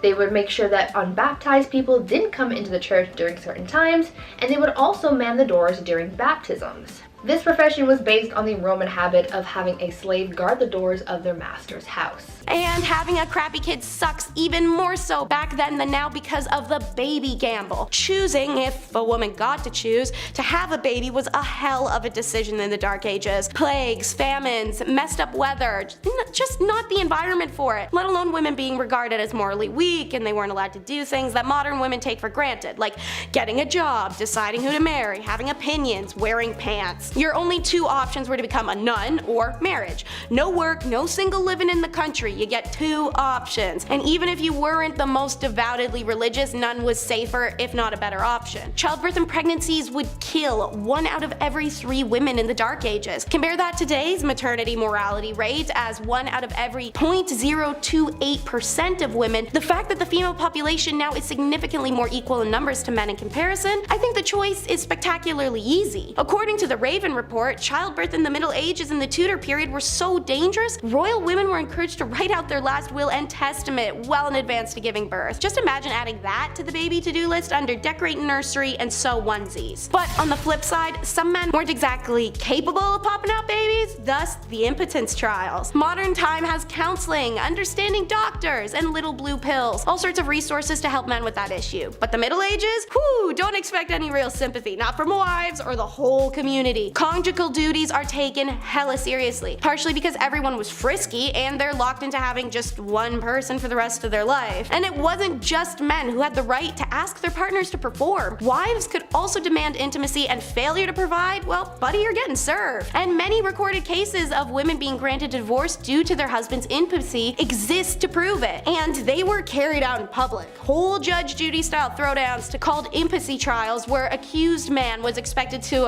perform in front of the jury. To be granted a divorce, the woman had to prove her man was unable to perform, which wouldn't be shocking when you have an entire village watching with bated breath, even if it wasn't an issue before. Don't worry, a dude could save himself the shame of an annulment by calling on special witnesses such as working girls or other women from the past who could attest his manly prowess. Any medieval lady capable of putting her husband through such a humiliating ritual was almost always from a wealthy family. Lawyers and expert physicians didn't come cheap, but at the end of the day, men were literally able to cut our faces off in public or throw us in a fire alive for not baking bread right, so guys, I don't really think you can complain about this too much. Laws like this are one of the many stupid details that could have you randomly imprisoned.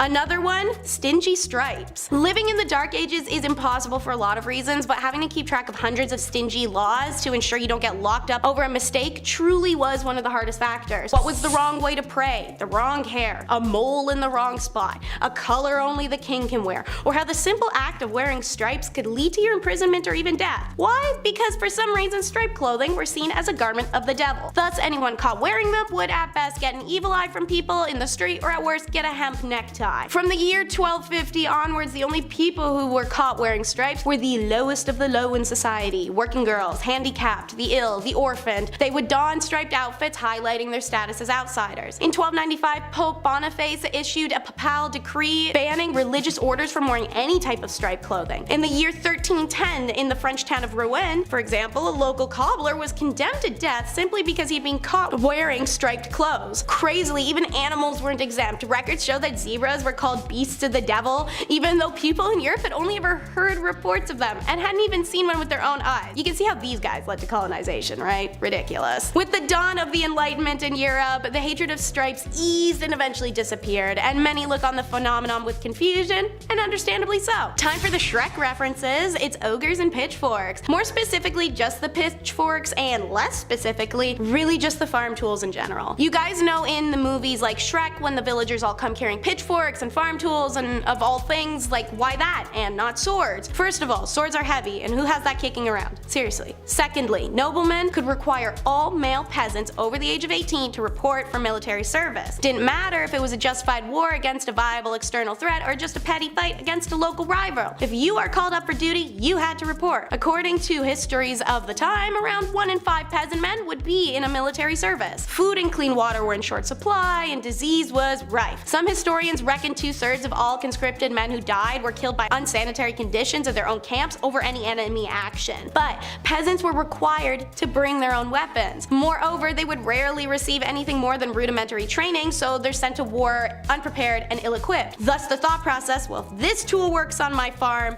for this, it'll work for that. So, what really sucked about military service in medieval times is how little was in for it for you. These days, joining the military can be a way of learning a trade or generally improving your lot in life. Not so back then. Feudal lords were fearful of their peasants getting too powerful, so you're once a farmer, you're staying one. If a peasant soldier got too skillful on the field of battle, there were several cases of them ending up mysteriously dead. It's like getting a Journalist of the Year award from the CIA. And finally, it wasn't just living that was impossible, but death sucked too. Alright, so evidently, whether from this video, others, or general universal knowledge, Dark Ages was pretty grim reality to live in. It's short, dirty, desolate, and brutal. But when it wasn't short, it was somehow worse. See, anyone over the age of 50, which was a crazy age achievement at the time, was deemed elderly. Unlike other cultures existing at the time, elderly in Europe are not even close to revered or respected. You didn't get to retire, having to pay your own way and continuing to work until physically you simply couldn't. Then, yeah, after that, you're really just a burden. Your own kids are side-eyeing you and everyone's asking you why you haven't died yet. What's the big hold up here, guys? For many, death was the only real chance to escape from everyday hardships or working the fields and trying to get enough money and food to survive. And when that finally happens and you pass through and rejoin the energies of our earth, you will finally find your peace. Yeah, no, psych, that still didn't happen. According to some research in Europe during the Middle Ages, massive 40% of graves were disturbed. Now, this wasn't like grave robbing during the Enlightenment. There were no university medical schools paying good money for fresh corpses to study. Rather, most cases of grave disturbances were run-of-the-mill theft. Often people would be buried with a small selection of their possessions, perhaps a favorite cup, a locket, a stuffed animal toy, or other such trinkets. In tough times, even some dead person's mystery grave junk might be enough to tempt a broke thief to dig someone up. However, this wasn't always the case. There's some even weirder crap too. Archaeologists in England have found evidence to suggest that in dozens upon dozens of quote grave robbing cases, rather than looking for objects, those responsible bound and gagged the dead bodies and then left them like that. It seems like they're fearful of restless souls, or perhaps of the undead rising again. Who knows, they had a lot of problems back then. And number 10, shaming parades. If you've watched Game of Thrones, then you might be familiar with that scene where Cersei gets paraded through the streets of King's Landing while naked, while someone behind her is ringing a bell chanting shame. Ding ding ding. Shame. It's kind of a meme, but it's also based on a real medieval tradition called shaming parades. For years, people have loved shaming others. I think it's kind of human nature at this point, and obviously back then, they didn't have social media to use as their preferred method of ripping on someone, so they got creative. Depending on what the accused did, their punishment would vary, but the one thing that stayed consistent was them being paraded through the streets for everyone to watch. Specific punishments were given for specific crimes. For example, if a tavern owner served bad beer, then they would be paraded through the streets and forced to drink the beer. If they were caught stealing a pig, then they would walk through the streets with a dead pig around their neck and a crown made of pig's feet. People would throw things like glass, rocks, and even dead cats at whoever was being paraded, and it was quite the spectacle. Now, would you rather experience this or being canceled on social media? At number 9, cemetery fun. What types of things do you guys like to do for fun? Do you play video games, or read, or maybe you watch Netflix or YouTube? And where do you like to go for fun? Maybe the mall or to your friend's house? Well, if you lived in the Dark Ages in Europe, you would go to the place where everyone goes for fun. The cemetery. Yeah, you're gonna go kiki it up with the corpses, and unfortunately, they're not corpse husband. Although, corpse, if you're watching, hit me up. I love you. Anyways, back in the Dark Ages, the cemetery was the place to be. It was considered to be the social hub of the community. Back then, people held theater performances, elections, trials, and even set up businesses in the cemetery because graveyard shops were exempt from taxes. There was quite a lot going on in the cemetery, and it was almost like the equivalent to going to the mall. But I want you guys to tell me if you would ever be like the people in the Dark Ages and just go to the cemetery for fun. Before we carry on talking about the weirdest parts of life from the Middle Ages, why not take a moment to leave a like on this video if you're enjoying it so far, and while you're at it, consider subscribing to the channel to see more videos like this one. At number 8, judging tears. In modern times, somehow we've come up with the idea that only girls are allowed to cry. I think that's pretty BS, and it's healthy for everyone to express their emotions, and funnily enough, they believed the same thing back in the Dark Ages. Back then, everyone was expected to cry freely, but the strange part of all this is the fact that people judged how others cried. Their tears would be judged on quantity, duration of crying, and the frequency as well. They took their tears pretty seriously. Obviously, when someone was crying because of some kind of loss, it was nothing, but if they saw someone else crying for a different or unexplained reason, this was believed to have been different kinds of tears, which they called the gift of tears. They believed that this was a sign that someone was thinking of Jesus and his suffering, and that they were so overwhelmed with emotion that they would be moved to tears, and this was also considered a gift from God. As long as someone's crying wasn't too loud, they didn't cry too much, and it wasn't disturbing anyone, especially during a church service, they were just considered particularly devout. At number 7, soccer. These days, people regard soccer, or football, as a modern European sport, and though it is popular in these modern times, it turns out that the sport has been around for a lot longer than you might think. Soccer was first played back in the Dark Ages, however, it is very different from the soccer that we know today. Back then, the sport didn't really have a name, and there were no rules either. The only thing people followed when playing this game was the objective of winning. Back then, you were allowed to win by any means necessary besides deliberately offing people, of course. Back then, soccer became known as a pretty brutal sport. It was violent, chaotic, bloody, and sometimes even deadly. It involved an infinite amount of players, so it was really a free-for-all on the playing field.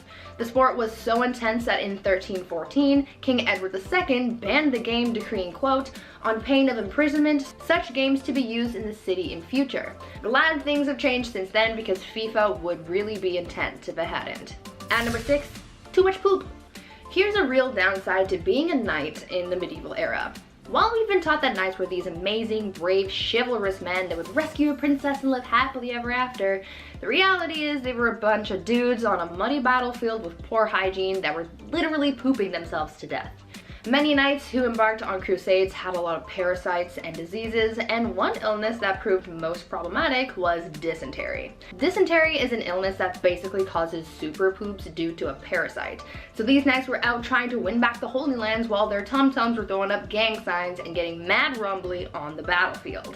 It is believed that these knights contracted dysentery through drinking tainted water, and because medicine was basically a myth at this point, once you contracted dysentery, you could basically kiss your life and your stomach contents goodbye. The most famous case of death by butt explosion was from the 7th Crusade, where Louis IX had contracted dysentery and had his pants cut because he was tired of having to pull them down every time he felt a rumbly in his tumbly. It all sounds like such a terrible way to go and a serious downside of being a knight. Number 6, witch's curse. curse. More curses, let's do it. From the 1400s to the 1700s alone, there were around 50,000 individuals who were all found guilty of witchcraft and wizardry. And we all know what that meant. But how many of those were actual witches? Like, really, was this a real thing? Were any of them actually found guilty? Was any of them the Red Woman from Game of Thrones? Like, you know, did she do anything? We'll start with a woman named Mother Shipton. Mother Shipton, aka Ursula Southiel. She was a clairvoyant from the 16th century, England's greatest, if that. Her mother as well was a widely known witch, which is a little dark. But Ursula, she was good at her job. She was often compared to Nostradamus, so she was using her passed on abilities for the greater good. Again, greater good, the Middle Age greater good. She predicted the execution of Mary Queen of Scots, and she also predicted the internet. Yeah, in the 16th century, she predicted that thoughts around the world shall fly in the twinkling of an eye. It rhymed, so you know she was on a good streak. Mother Shipton actually passed away a peaceful death, believe it or not. She wasn't hunted down by a mob or anything like that. She was actually buried on unholy grounds in 1561, which is insanely bizarre for a witch at any time. And the fact that people compared her to Nostradamus and she wasn't, you know, shocking. Dare I say, we have a good one. A nice good one for a halfway point. Number 5, Agnes Sampson. And now back to the dark stuff. This one's not as great. Turning the clocks now to 30 years after Mother Shipton, the general public isn't always so easy when it comes to clairvoyance. So around 1590, when King James VI, when he was ruling Scotland, this was an important time because the lovely Anne of Denmark-Norway, his wife, she was very much opposed to black magic or all that voodoo. She wasn't on board at all. During one commute back to Scotland, for example, the couple barely made it through a fierce storm. So King James VI, he was now convinced, because of his wife, that the storms were an outcome of black magic. Yeah, a witch cursed their commute. All because of a storm, they thought this, imagine that. So they charged one Agnes Sampson. The king and the queen all believed that these witches attended a coven on Halloween night, and that's what happened with their commute. So she was held prisoner until she confessed. And then at that point, she finally met her horrible fate. Her nonsensical, horrible fate. Number 4, plague bearer. Okay, if you think your job sucks, hear me out. The hot summer of July 1665. Okay, what do we do with all these poor souls who have been hit by said plague during the Dark Ages? You can't just hide them all in the catacombs this time, right? We can't just hide them in a random place. We don't have that. So a plague bearer is the person that you need. Church wardens would organize burials. This was a normal thing back in the 1600s, but when the plague hit, they had to change things up a bit. Now things were a little bit dangerous. If somebody had the plague, these guys would be responsible for transporting them far, far away and then burying them. Plague bearers, that's crazy. A church would then house these plagued souls far away from society. How grim is that? All because you got sick. But I mean, that's probably a good thing, all things considered, you know? Because anything we learned the past couple years, it's like, oh yeah, things spread.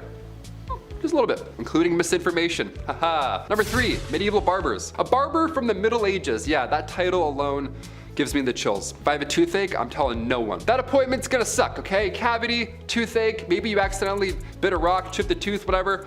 They would only pull it.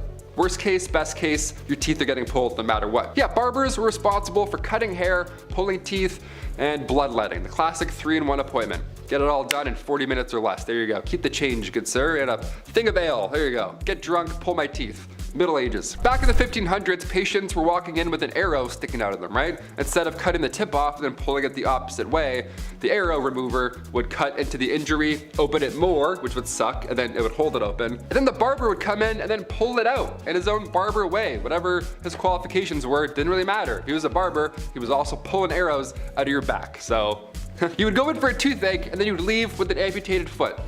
You never know. Medieval barbers sucked all the time. Number 2, the ducking stool. This next one requires so much effort. I can't believe this was a real thing that real people did. The ducking stool was made to punish women involved in sexual activities. How dare they? How dare thou? Men were punished too, but if we know anything about history, it was mostly women who had to put up with all of this shit. There was the first standard ducking stool, so women would have to, you know, sit in this chair, strap themselves down while sitting outside their houses or, you know, whatever. They get carried down the street. Humiliation at its finest. That was the main key here, where you'd, you know, come out and go, shame, shame for 46 minutes and then go back inside. That was your day back in medieval times. They had sex. Can you believe that? It's disgusting. Let's take the day off work and embarrass them and make signs. The second version of the ducking stool was essentially the same thing, only it was then dunked into a river over and over again to cool her immoderate heat. Yeah, we gotta cool these witches down. Great. I wonder where all these people, like, did they not realize where they came from? This is the dumbest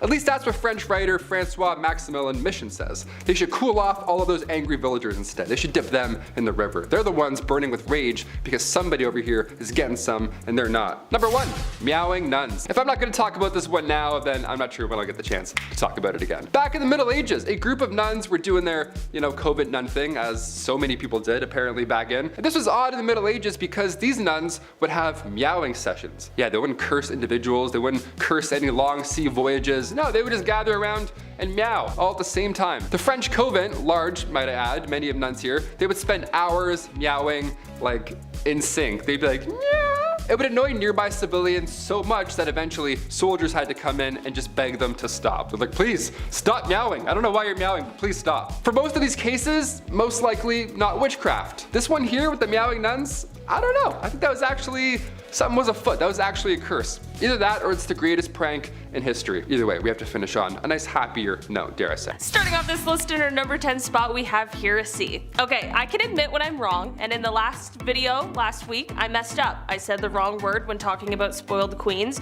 You guys pointed it out. Yeah, I read your comments, okay? And now we're here to redeem ourselves. I'm learning, you're already smart, let's get into it. In medieval times, it could be dangerous to disagree. Nowadays, many people like to keep an open mind. There's so many cultures, beliefs, people think different things, and that is totally okay. But it absolutely was not okay in the Dark Ages. Oh no. In these times, if you held any kind of belief that could go against the teaching of the Christian church, you were seen as a heretic. Many leaders, whether kings or crusaders or even missionaries and merchants, especially from the late 11th century, fought to have Christianity take over in the Mediterranean world. People belonging to other faiths, such as Jewish and Muslim people, suffered persecution and expulsion. In England, there were massacres, and in the late 12th century, Edward I banned all Jewish people from England. I mean, this quite literally set the stage for the Spanish Inquisition in 1478, which was aimed at establishing Spain as a united single Christian faith. Wars in medieval Europe weren't just waged on people of different faiths, however, it was also aimed at some Christians who people believed to be heretics. This is all to say that heresy was a serious crime in these times, and thinking outside of what you were told to think at the time and what was accepted could have landed you a death sentence. Number 9, facial expressions. I can't grow facial hair. I'm not sure if you noticed that watching, but it's never happened. It's not gonna happen. Quite frankly, I don't have to worry about trimming a beard early in the morning, anything like that, which is fine, to be honest with you. I'm not really complaining. Back in the medieval ages, I would have been set. People would have been pretty, I don't know, would have been more than ideal. The no hair look was the way to do it. The forehead was seen as the central point of your face, so it was common back in the medieval times for individuals to pluck all of their eyelashes and remove their eyebrows completely. So people would just be looking at you like, nothing going on, no facial expressions, just bald everything. Many would go as far as to pluck their hairline back even further so they have the round, oval, queen bald look. Imagine that. Imagine everyone's bald in Game of Thrones. Think it'd still get the rankings that it does? Probably not. Probably not. Macy Williams is just... In our number 8 spot today, we have Animal Court. The history of animals being put on trial goes back pretty far, as it is believed it has roots in ancient Athens, but it was definitely a common practice as recently as the 18th century. Courts would go after things like rats, weevils, flies, locusts, and serpents for damaging crops, and when punished, they weren't just liable for damages, they could be banished and excommunicated. Like, imagine trying to banish a fly. This isn't where it ends though. In civil criminal court, they'd have livestock being tried for violence against humans. Like, I'm sorry, Your Honor, my client could not tell the prosecution that she didn't want to be milked because she's a cow. Kicking was the only way. As an example of a real animal court case, let's take it back to 1457 France. Villagers in a town witnessed a sow and her 6 piglets attack and kill someone. Terrible story, sounds absolutely horrifying to have to witness. In this day and age, animal control would be called and all of those pigs would likely put down. But not in these times. When this happened, all the pigs were sent to court. Like real court. There was a judge, 2 prosecutors, 8 witnesses, and a defense attorney for the accused animals. Witnesses provided testimony that proved that the sow had most definitely attacked the person and was definitely responsible for the crime. The piglets, however, well, for them, testimony was a bit murkier. There wasn't a witness who actually saw any of the piglets do any actual attacking. They just had blood on them, which isn't necessarily a sign of their guilt, it just means that they were there. This is why the court, while they did sentence the sow to death, the piglets were exonerated for their role in the crime. It's very strange and now would be a very expensive system, but in those times it really did work for them. Number 7. Inns and taverns. When we think of a medieval tavern or an inn, it's important to note the difference. Yes, there's drinking in both, and yes, both of them don't smell so great. But inns, their sole purpose was to house travelers comfortably, whereas a tavern, not so much housing, more rough housing, if anything, if you catch my drift. Say you're passing by one of these taverns, right, Saturday night, you feel like grabbing some questionable ale from some questionable establishment, well, you better come prepared. In the Middle Ages, you had to bring your own fork everywhere you went. Just one fork on your side, on your persons. That's so gross. We didn't have a guy sitting in booth 11 doing roll-ups all night, looking at you, just wishing that he didn't work there, right? This was the Middle Ages. You didn't have a fork. No one had forks. If you had a fork, you were lucky, right? You were the rich kid on the block with an in-ground pool. That was you if you had a fork. Steak knives also were only reserved for carvers, so until the 17th century, you were just poking around your meal until you had a bite-sized amount, and then you would choke on it because it's horrible. It's all chewy and horrible. In our number 6 spot today, we have the filth. If you lived in a city during this time in history, it would have been an absolutely filthy place to be. I mean, human and rats lived in harmony. Not harmony, re the plague, but things were so dirty rats were everywhere. Want to go swimming in the nice stream nearby? Huh, well good luck, because not only is that body of water used for dumping sewage, but it's also for the village's water supply to both drink and bathe in. Disease was plentiful, obviously, and it spread exceptionally quickly. Spreading disease was even easier considering how all of the homes were packed full of people and no one really knew anything about hygiene and the benefits yet. Health and otherwise. If you were to go out in the evening, especially at past curfew, it was also an insanely huge risk. Going out ran you the risk of getting killed or robbed with no police on the streets to help protect you at all. While city living provided a bit of safety in numbers situation compared to the countryside and also provided more opportunities to make money, it was still quite a risky place to live during the Dark Ages. Number 5. Animals on trial. Alright, look, this one just doesn't make any sense. 0 cents. Law and Order. Besides being a great TV show, some would say it's the best thing we've ever come up with. Actual Law and Order, not the show. Thank goodness the system is perfect and never fails anyone ever. Well, they used to put animals on trial. I'm gonna say that again. They used to put animals on trial. Not sure how that works though. When cross-examining the witness, at what point do you call this BS? When you realize there's a barnyard animal on trial for a crime, or when the witness response is moo or oink. Like what, you know? Like I don't know, it's just silly. Unless people in the Dark Ages could actually talk to animals, and we since lost that ability as people. Nah, I'm just kidding, that's just weird. Just don't do that. Don't put animals on trial, dude. Number 4, consummation of the Union. I know I couldn't. I just couldn't do it. This is a story just as old as time itself. You get married, Pope's happy, Dad's happy with it, Mom's happy, you got a blushing bride, what more do you need? That sounds great, right? Well, things would be great, but you have to sign off on the marriage. Cross your T's, dot your I's, so to speak. Train going into the tunnel, the bedroom dance, the hanky-panky. What bad marriages only do on birthdays and Hanukkah. Yeah, you know. Well, if that isn't depressing enough, how about having the family come and watch, like they just subbed to Ye Olde OnlyFans? No, not just your family, but religious nobles, respectable people in your community. And they're going to watch you do the deed. They're there to make sure the marriage is complete. Do you cheer on? I don't know, like, that's just so weird. Number 3, pale skin. Ladies, beauty, and the industry. Look, there's a lot of things that can bring you up, bring it down. The makeup industry can be kind of tough to wrap your head around. It's crazy, I know that. And there's been some crazy ideas out there throughout history. I think medieval times takes the cake though. You start with hair. Alright, so we're going for the George Costanza look. Balding or receding hairline, beautiful. No eyebrows and no eyelashes, oh, even better. If this look wasn't enough for you, now you gotta make your skin pale, like really pale. And the only sure way to do that, ladies, is bloodletting, which I hate talking about every time it comes up. I hate it, dude.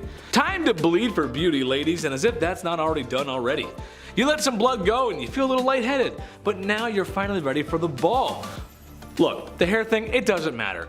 Doesn't define anything. Wear it how you want. Please don't hurt me, Will Smith. But the blood thing? I can't recommend that to anyone. Don't lose your blood to go pale. That's a horrible feeling. Number 2, Dracula's grave. Vampires, they're real. Sadly though, they're not as gorgeous as the ones seen on the big screen and TV.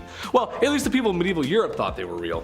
So real that they used to take extra measures to make sure they could sleep soundly at night. Don't want your precious life juice sucked out of your neck, unless it's for beauty, because that's normal. Do you have a family member who always checks to see if the oven is turned off before you leave the house? Well, this is kind of like that, except it was burials and driving wooden stakes to the hearts of cadavers.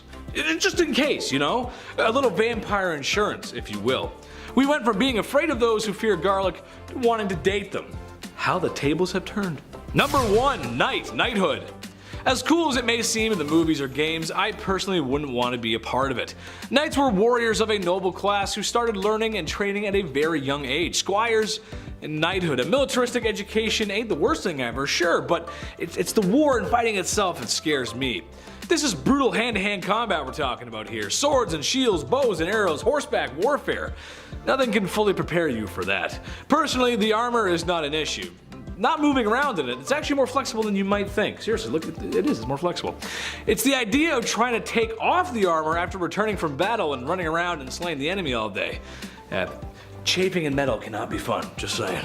Number 10, Where's My Mummy? Interior of a Kitchen, Oil on Canvas, by Martin Drolling, was painted in 1815 and depicts shades of browns, tans, beiges, and golds that were remarkable of the era. Where did he get these colors, some had wondered? Well, good old Martin had a little help from the dead. Mummy Brown was appropriately named as it was made up of, you guessed it, ground up mummies. From the 16th to the 19th century, many painters favored the pigment, and it remained available well into the 20th century, even as supplies dwindled. Egyptian mummies are rare nowadays, not because a few survived thousands of years in their tombs, but because few survived the aesthetic and cannibal demands of Europeans. Eating Egyptian mummies reached its peak in Europe by the 16th century. Mummies could be found on apothecary shelves, either in broken shards or ground into powder. So why did these nutcase Europeans believe that there was medicinal value in a mummy? Bitumen. Abundant in the Middle East, where formed in geological basins of the remains of tiny plants and animals, it could be semi-liquid or semi-solid. It is viscous when heated and hardened when dried, making it useful for broken bones and rashes. Supposedly, bitumen with wine cured chronic coughs, and combined with vinegar, it'll dissolve clotted blood. Other uses included the treatment of cataracts, toothaches, and skin disease. Because of the stickiness, it was called mum or mumia. You see where the mix-up is coming in? So when the invasive colonial Europeans saw the black stuff coating these ancient remains for the first time, they assumed it to be that valuable bitumen, or mumia, they'd heard about. They were quick to start gobbling it down. The mummified remains of Egyptian pharaohs were sold as medicine in Germany well into the 20th century. And speaking of the dead, how about using them for decor? Ballroom of Bones is number 9. Not all bones are tasty enough to eat, and sometimes you got more of them than you can handle, so that's where ossuaries come in. In older times, when people perished, often before 50, there was obviously a lot more human remains to be disposed of. But sometimes there's not more space. So, as a space-saving technique, the skeletal remains of buried bodies would be dug up and moved into underground crypts called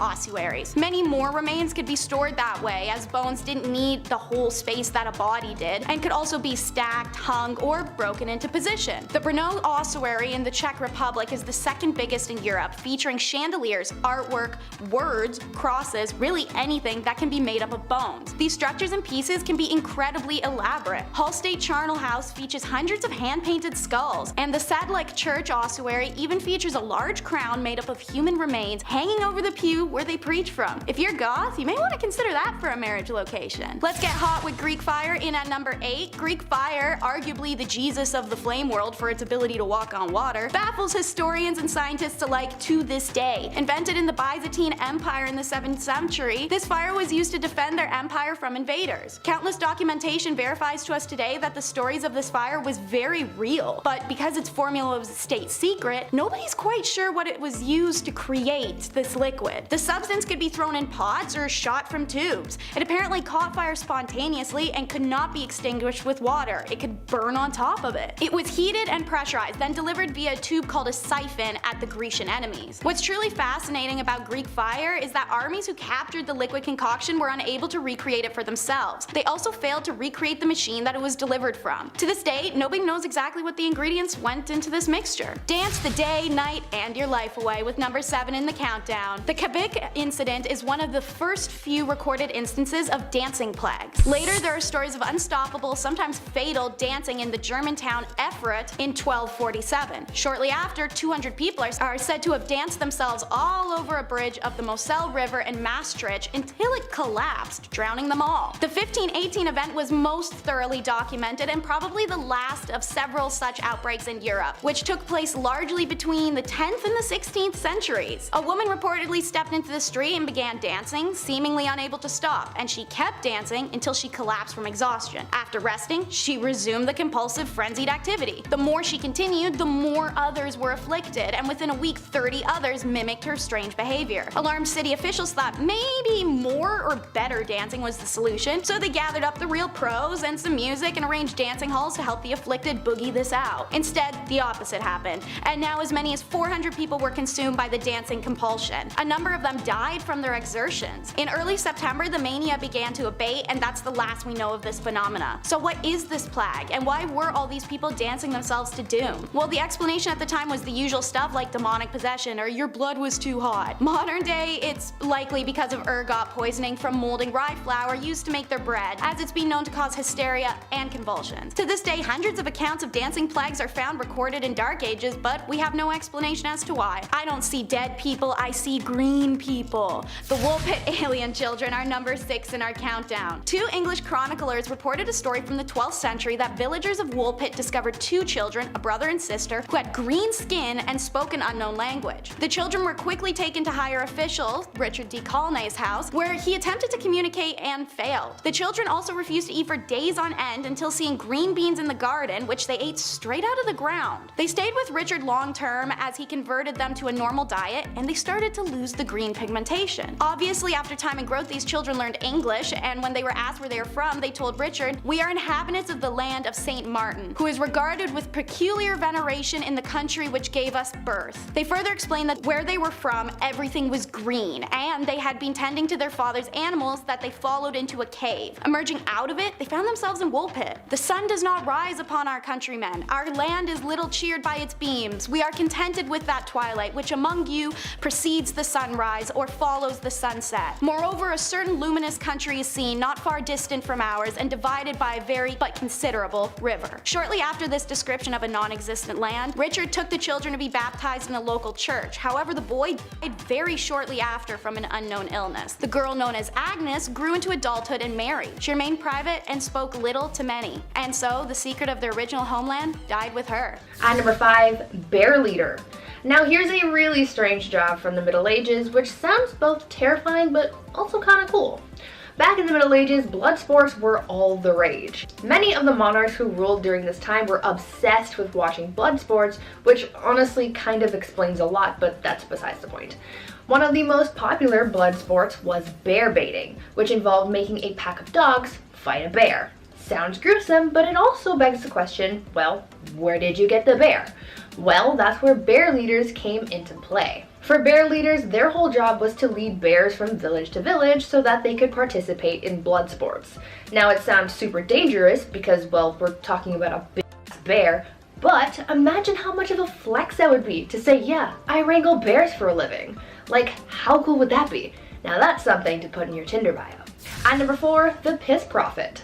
As we all know, medicine wasn't all that advanced in the Middle Ages. There were no actual doctors, and the people you would have visited if you were feeling unwell were the same people who doubled as barbers, so I don't know how accurate their medical diagnosis would be. In medieval England, people didn't really know much about health, and many people were known to get diagnosed based on their pee. Back then, they believed that the consistency, color, and taste of someone's pee could diagnose someone's ailments. The people who collected people's urine samples were called piss prophets, and they had their own criteria for determining what was going on in someone's body based on their urine. According to the piss prophets, if your pee was white, then it was the ideal color, and that meant that everything was working properly. If it was wine-colored, like blue or black, then it meant that something was very wrong. And if it was green, then you were basically on your last leg and you should probably get your will in order. Now, I'm not sure how accurate these readings actually were, because medicine was basically non-existent back then, but they tried their best with what they had, I guess. At number 3, muckraker. In our last video about unusual jobs from the Middle Ages, I told you guys about a job where people had to clean up human waste with ladles and then transport it elsewhere to keep the town clean.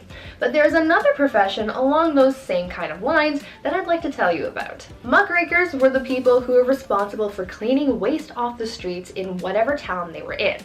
You see, back then, people kind of just disposed of their waste wherever they pleased. But since this waste, like human and animal excrement, rotting food, and entrails, had nowhere to go and kind of just sat around the streets, you can just imagine how disgusting that must have been. So that's where muckrakers came in. These were brave people who basically rode around town, collecting waste off the ground and throwing it into carts to then be transported out of the city. As horrible as this job may sound though, these people actually made a lot of money. Muckrakers could make in 11 days the same amount as another laborer makes in 6 months. Would you do this job if it made you rich? At number 2, arming squires. I've talked about squires in a previous list about medieval knights, and if you've watched that video, then you might be familiar with how unpleasant the life of a squire could be. At a certain point in their training, a squire would be tasked with basically being an assistant to a knight, and a lot of their assistance was guided towards the knight's armor and weaponry. In the Middle Ages, arming squires were given the task of maintaining the knight's armor.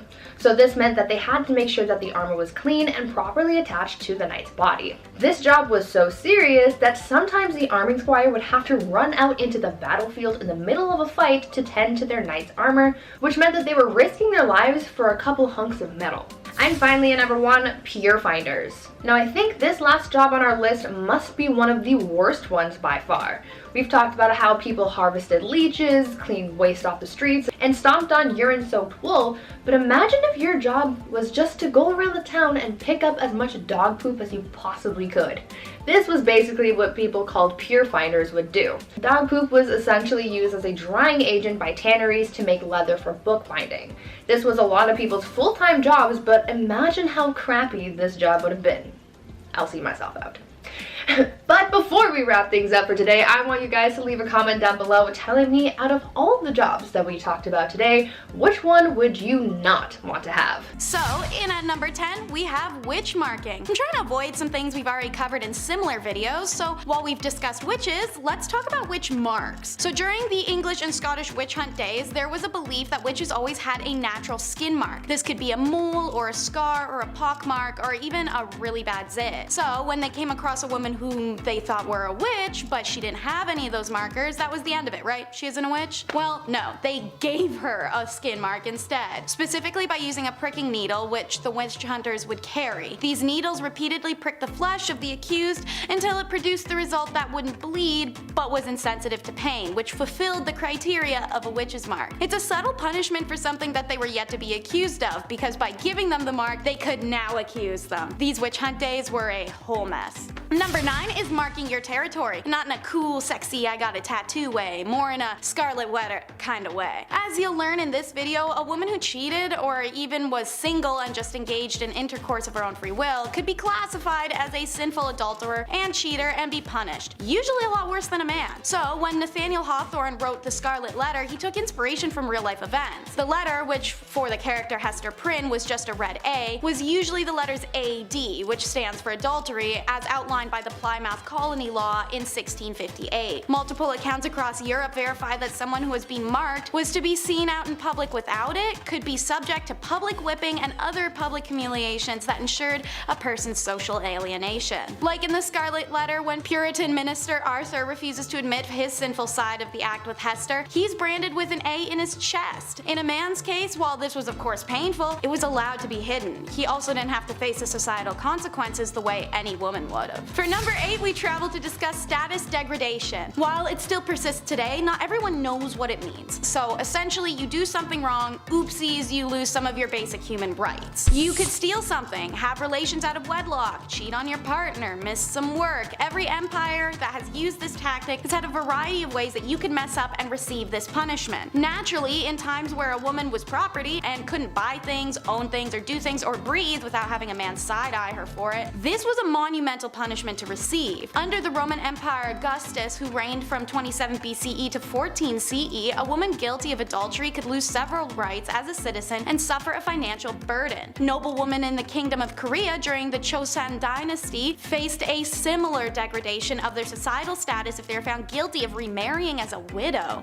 This intentionally made it hard for Korean women to remarry, as they would have nothing to offer a new husband, no inherited lands or funds, and a societal belief deemed her as used goods. Even the descendants of widows at the time who had remarried faced status degradation. They were barred from ever holding office. Adulteresses in the Chosun were stripped of many of their rights and privileges once they were demoted to low-born statuses. As serious as these punishments may seem, some high-status women who committed adultery in the Chosun dynasty faced an even graver punishment, which was death. So why take someone's status from them as a criminal punishment? Well, because aside from the fact as a woman you'd essentially be left jobless, homeless, and without any family, it's because of a cheater's fama. Number 7. While fama is a Latin term for reputation and good name, every country had its own version of this fama. And if you cheated, or were even just accused of cheating in 13th century France, which by the way happened a lot because husbands just wanted to get rid of their wives, the woman was always the center of the punishment, even if that was the man who had been cheating. This is because the status is all a woman ever had for a very long time, and the name of her family's reputation laid on her shoulders. Thus, all that pressure to be religious, virtuous, and most importantly, a submissive woman. The customary laws of Agan province list public humiliation for both the wife and her lover as the appropriate punishment for adultery. If the man could escape before or even after arrest, he could get off without any punishment, and his partner had to face her punishment alone. The woman got no such reprieve, even if she was just the mistress he cheated on his own wife with. In fact, if she tried to escape arrest, it warranted a death sentence. Women whose fama suffered through public shaming, walk of atonement, were no longer deemed honorable members of society, and seeing as standing of individuals before law at the time was often based on their reputations, what others thought of them, and how they behaved in public,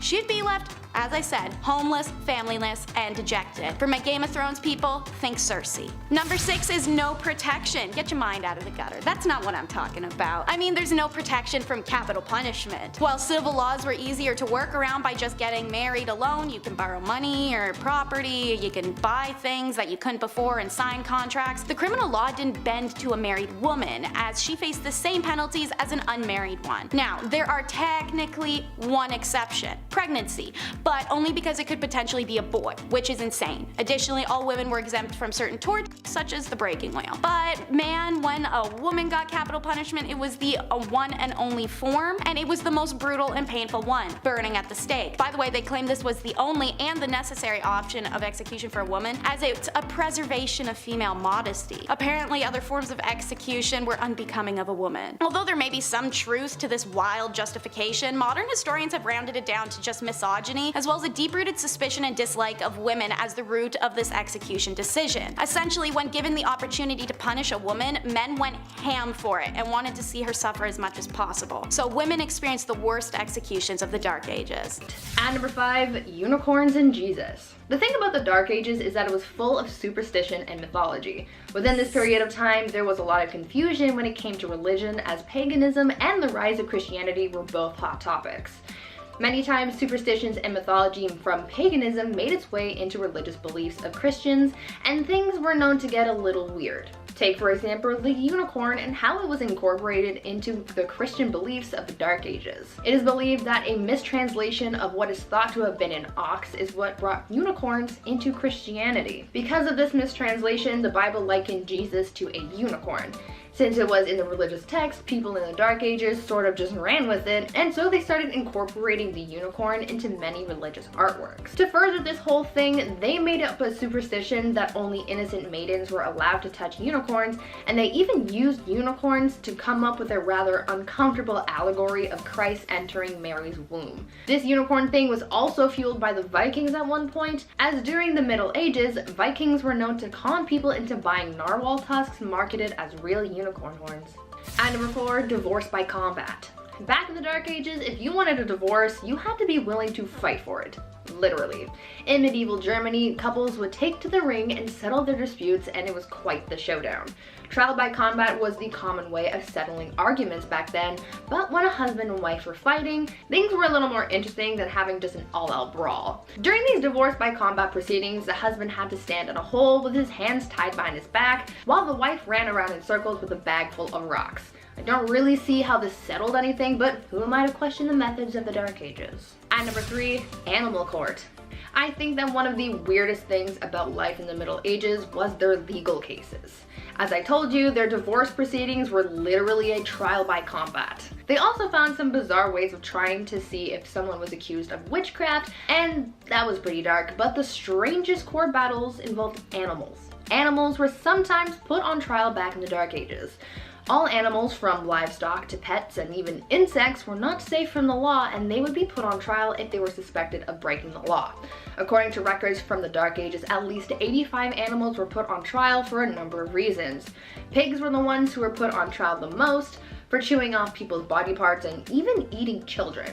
In 1474, a rooster was put on trial and found guilty of an unnatural crime of laying an egg. And even unwanted rats were put on trial and received strongly worded letters demanding that they leave the premises. The most bizarre case, though, involved a donkey who went through a legal trial and actually won.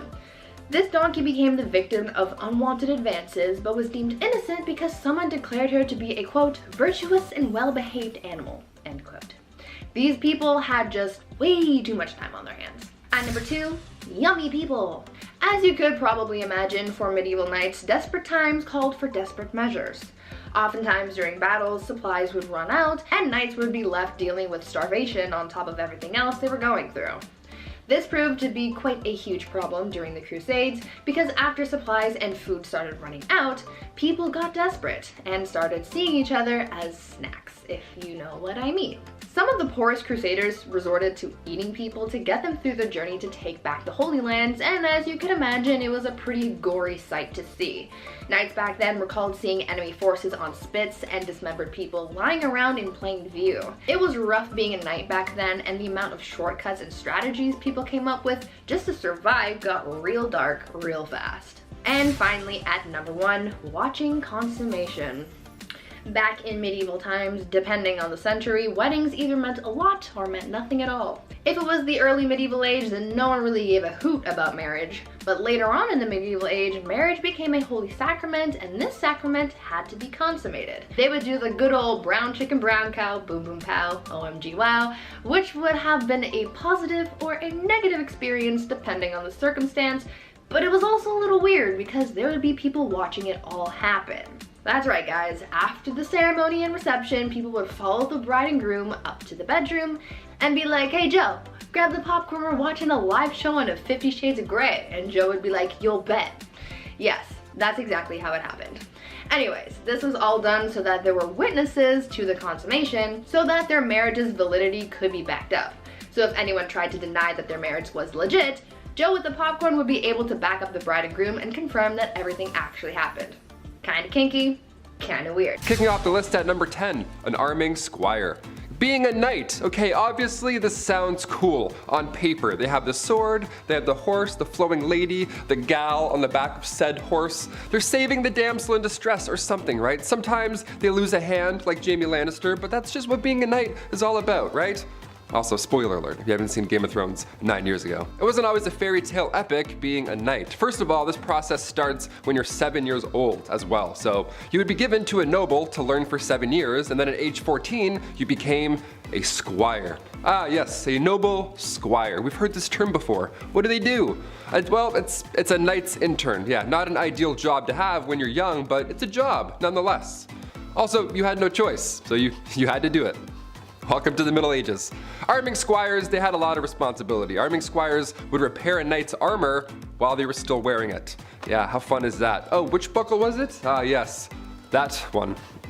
Yeah, fixing up chainmail on a grown man's thigh. Not ideal. Welcome to the Dark Ages. Pretty dark. Also, after these epic, messy battles, arming squires would have to clean everything off of their armor. Yeah, everything. A lot of yuck going on in that business day. This was long before Dawn soap was also a thing, so they had to clean with urine. Yeah, gross. So gross. It gets worse and worse. Welcome to the Dark Ages. Number 9, Plague Bearer. Yep, this one's as awful as it sounds. The title of this one really gives it away. The hot summer of July 1665. What to do with all of these poor souls who have been hit by the plague in the Dark Ages? Where do we put them? What do we do? You can't just hide them all in the catacombs this time around. So now what? Well, a plague bearer, he's got your back. Church wardens would organize burials, right? This was a normal thing even back in the Dark Ages in the 1600s, but when the plague hit, they had to change things up a little bit. If somebody had the plague, these guys would be responsible for transporting them far away and then burying them. A church would house these plagued souls away from society. How grim is that? But it's probably a great call, all things considered.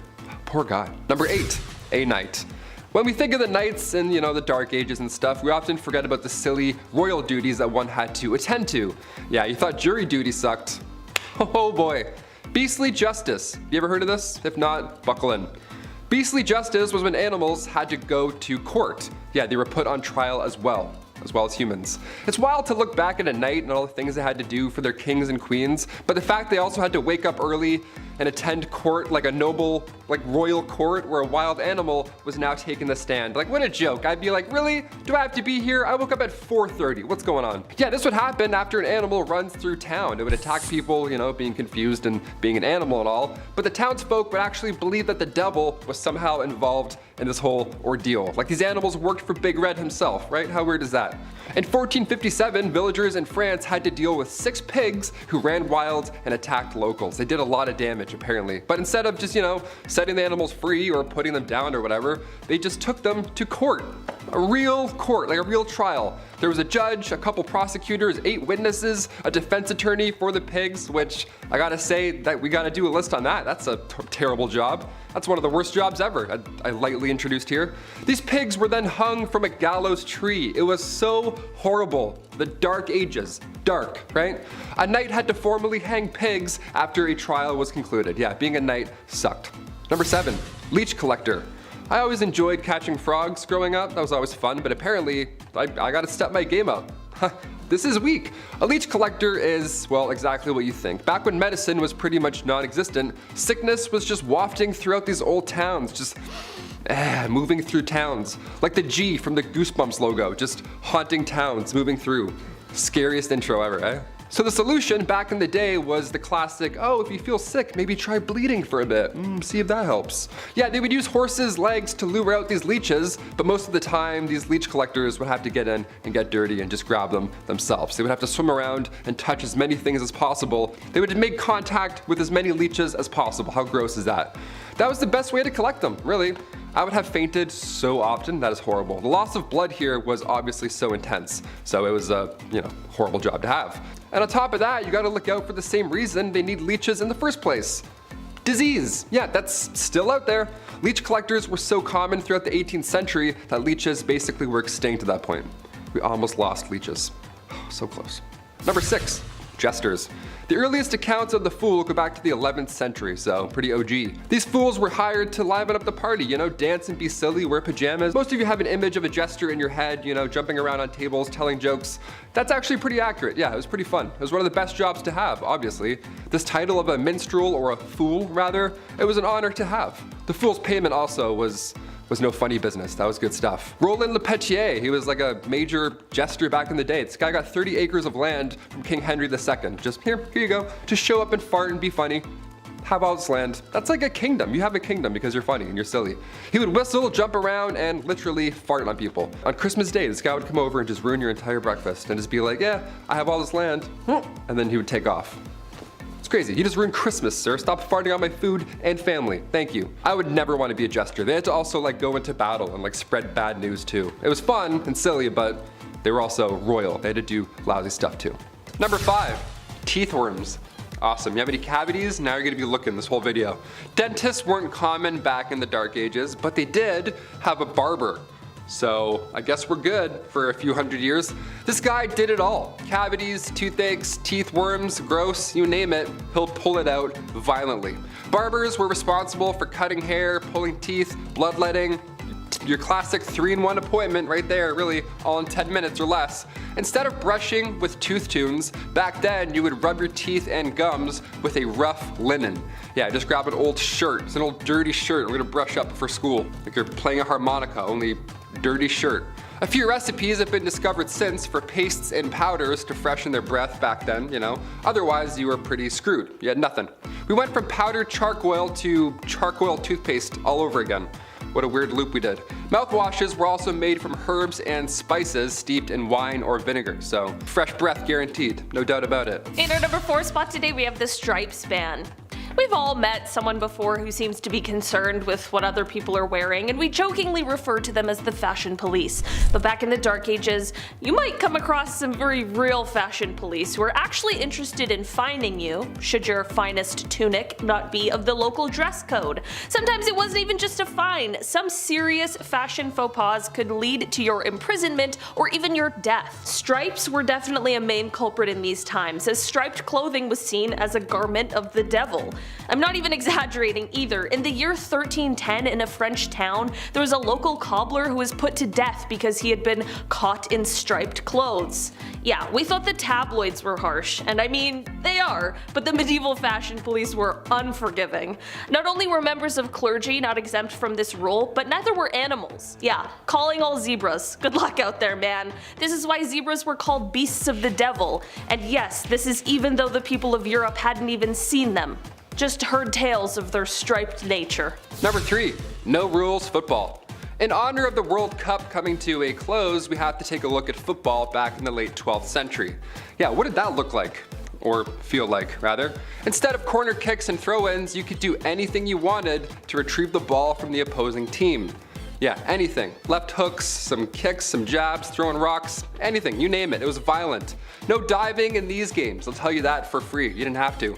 There was also no time limit. There was also no limit to how many players could be involved. So choose your team wisely. Pick the biggest guy, pretty much. It's town versus town a lot of the time. There's a lot of emotions out there settled on the field. And in the middle of it somewhere, there would be a soccer ball rolling around. We would call this a sport. Now finally, come 1314, King Edward II banned the game. And yeah, more than fair. All his civilians and citizens are dying. He's like, yeah, maybe not. Maybe it's not wise. I don't know. In our number 2 spot today, we have fast medieval marriage.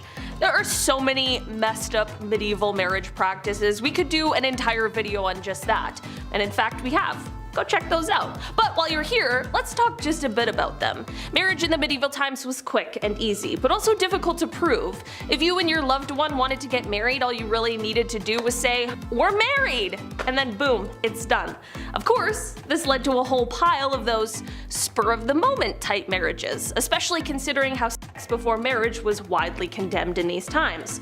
You know, people are like, we're married now, let's do it. Well, I'm pretty sure many people who were divorced would have preferred if their marriages were this easy. This led to people, of course, taking advantage of this difficult to prove thing. Most especially women would often fall victim to a man who might want to take you as his wife for the night. But then the following day, after getting what he wants, he denied ever agreeing to the union of the two, if you're catching my drift. This is why many women tried to get at least one witness to union, just in case. And finally, number 1, pointed shoes. This one's so fun. Whenever I see anything that's related to the medieval times, I always admire the attire, right? Especially the shoes. I hate buying shoes today so much. Now they're so specific. You got walking, running, trail shoes. They're always so expensive. Nobody does it like the medieval times anymore, specifically krakows. Krakows were awesome. They were the style of shoe commonly worn in the 15th century Europe that looked really ridiculous. They had the long huge long nose that went up really high. They're so silly looking, maybe that's why I love them. These long-toed shoes first appeared in the 12th century,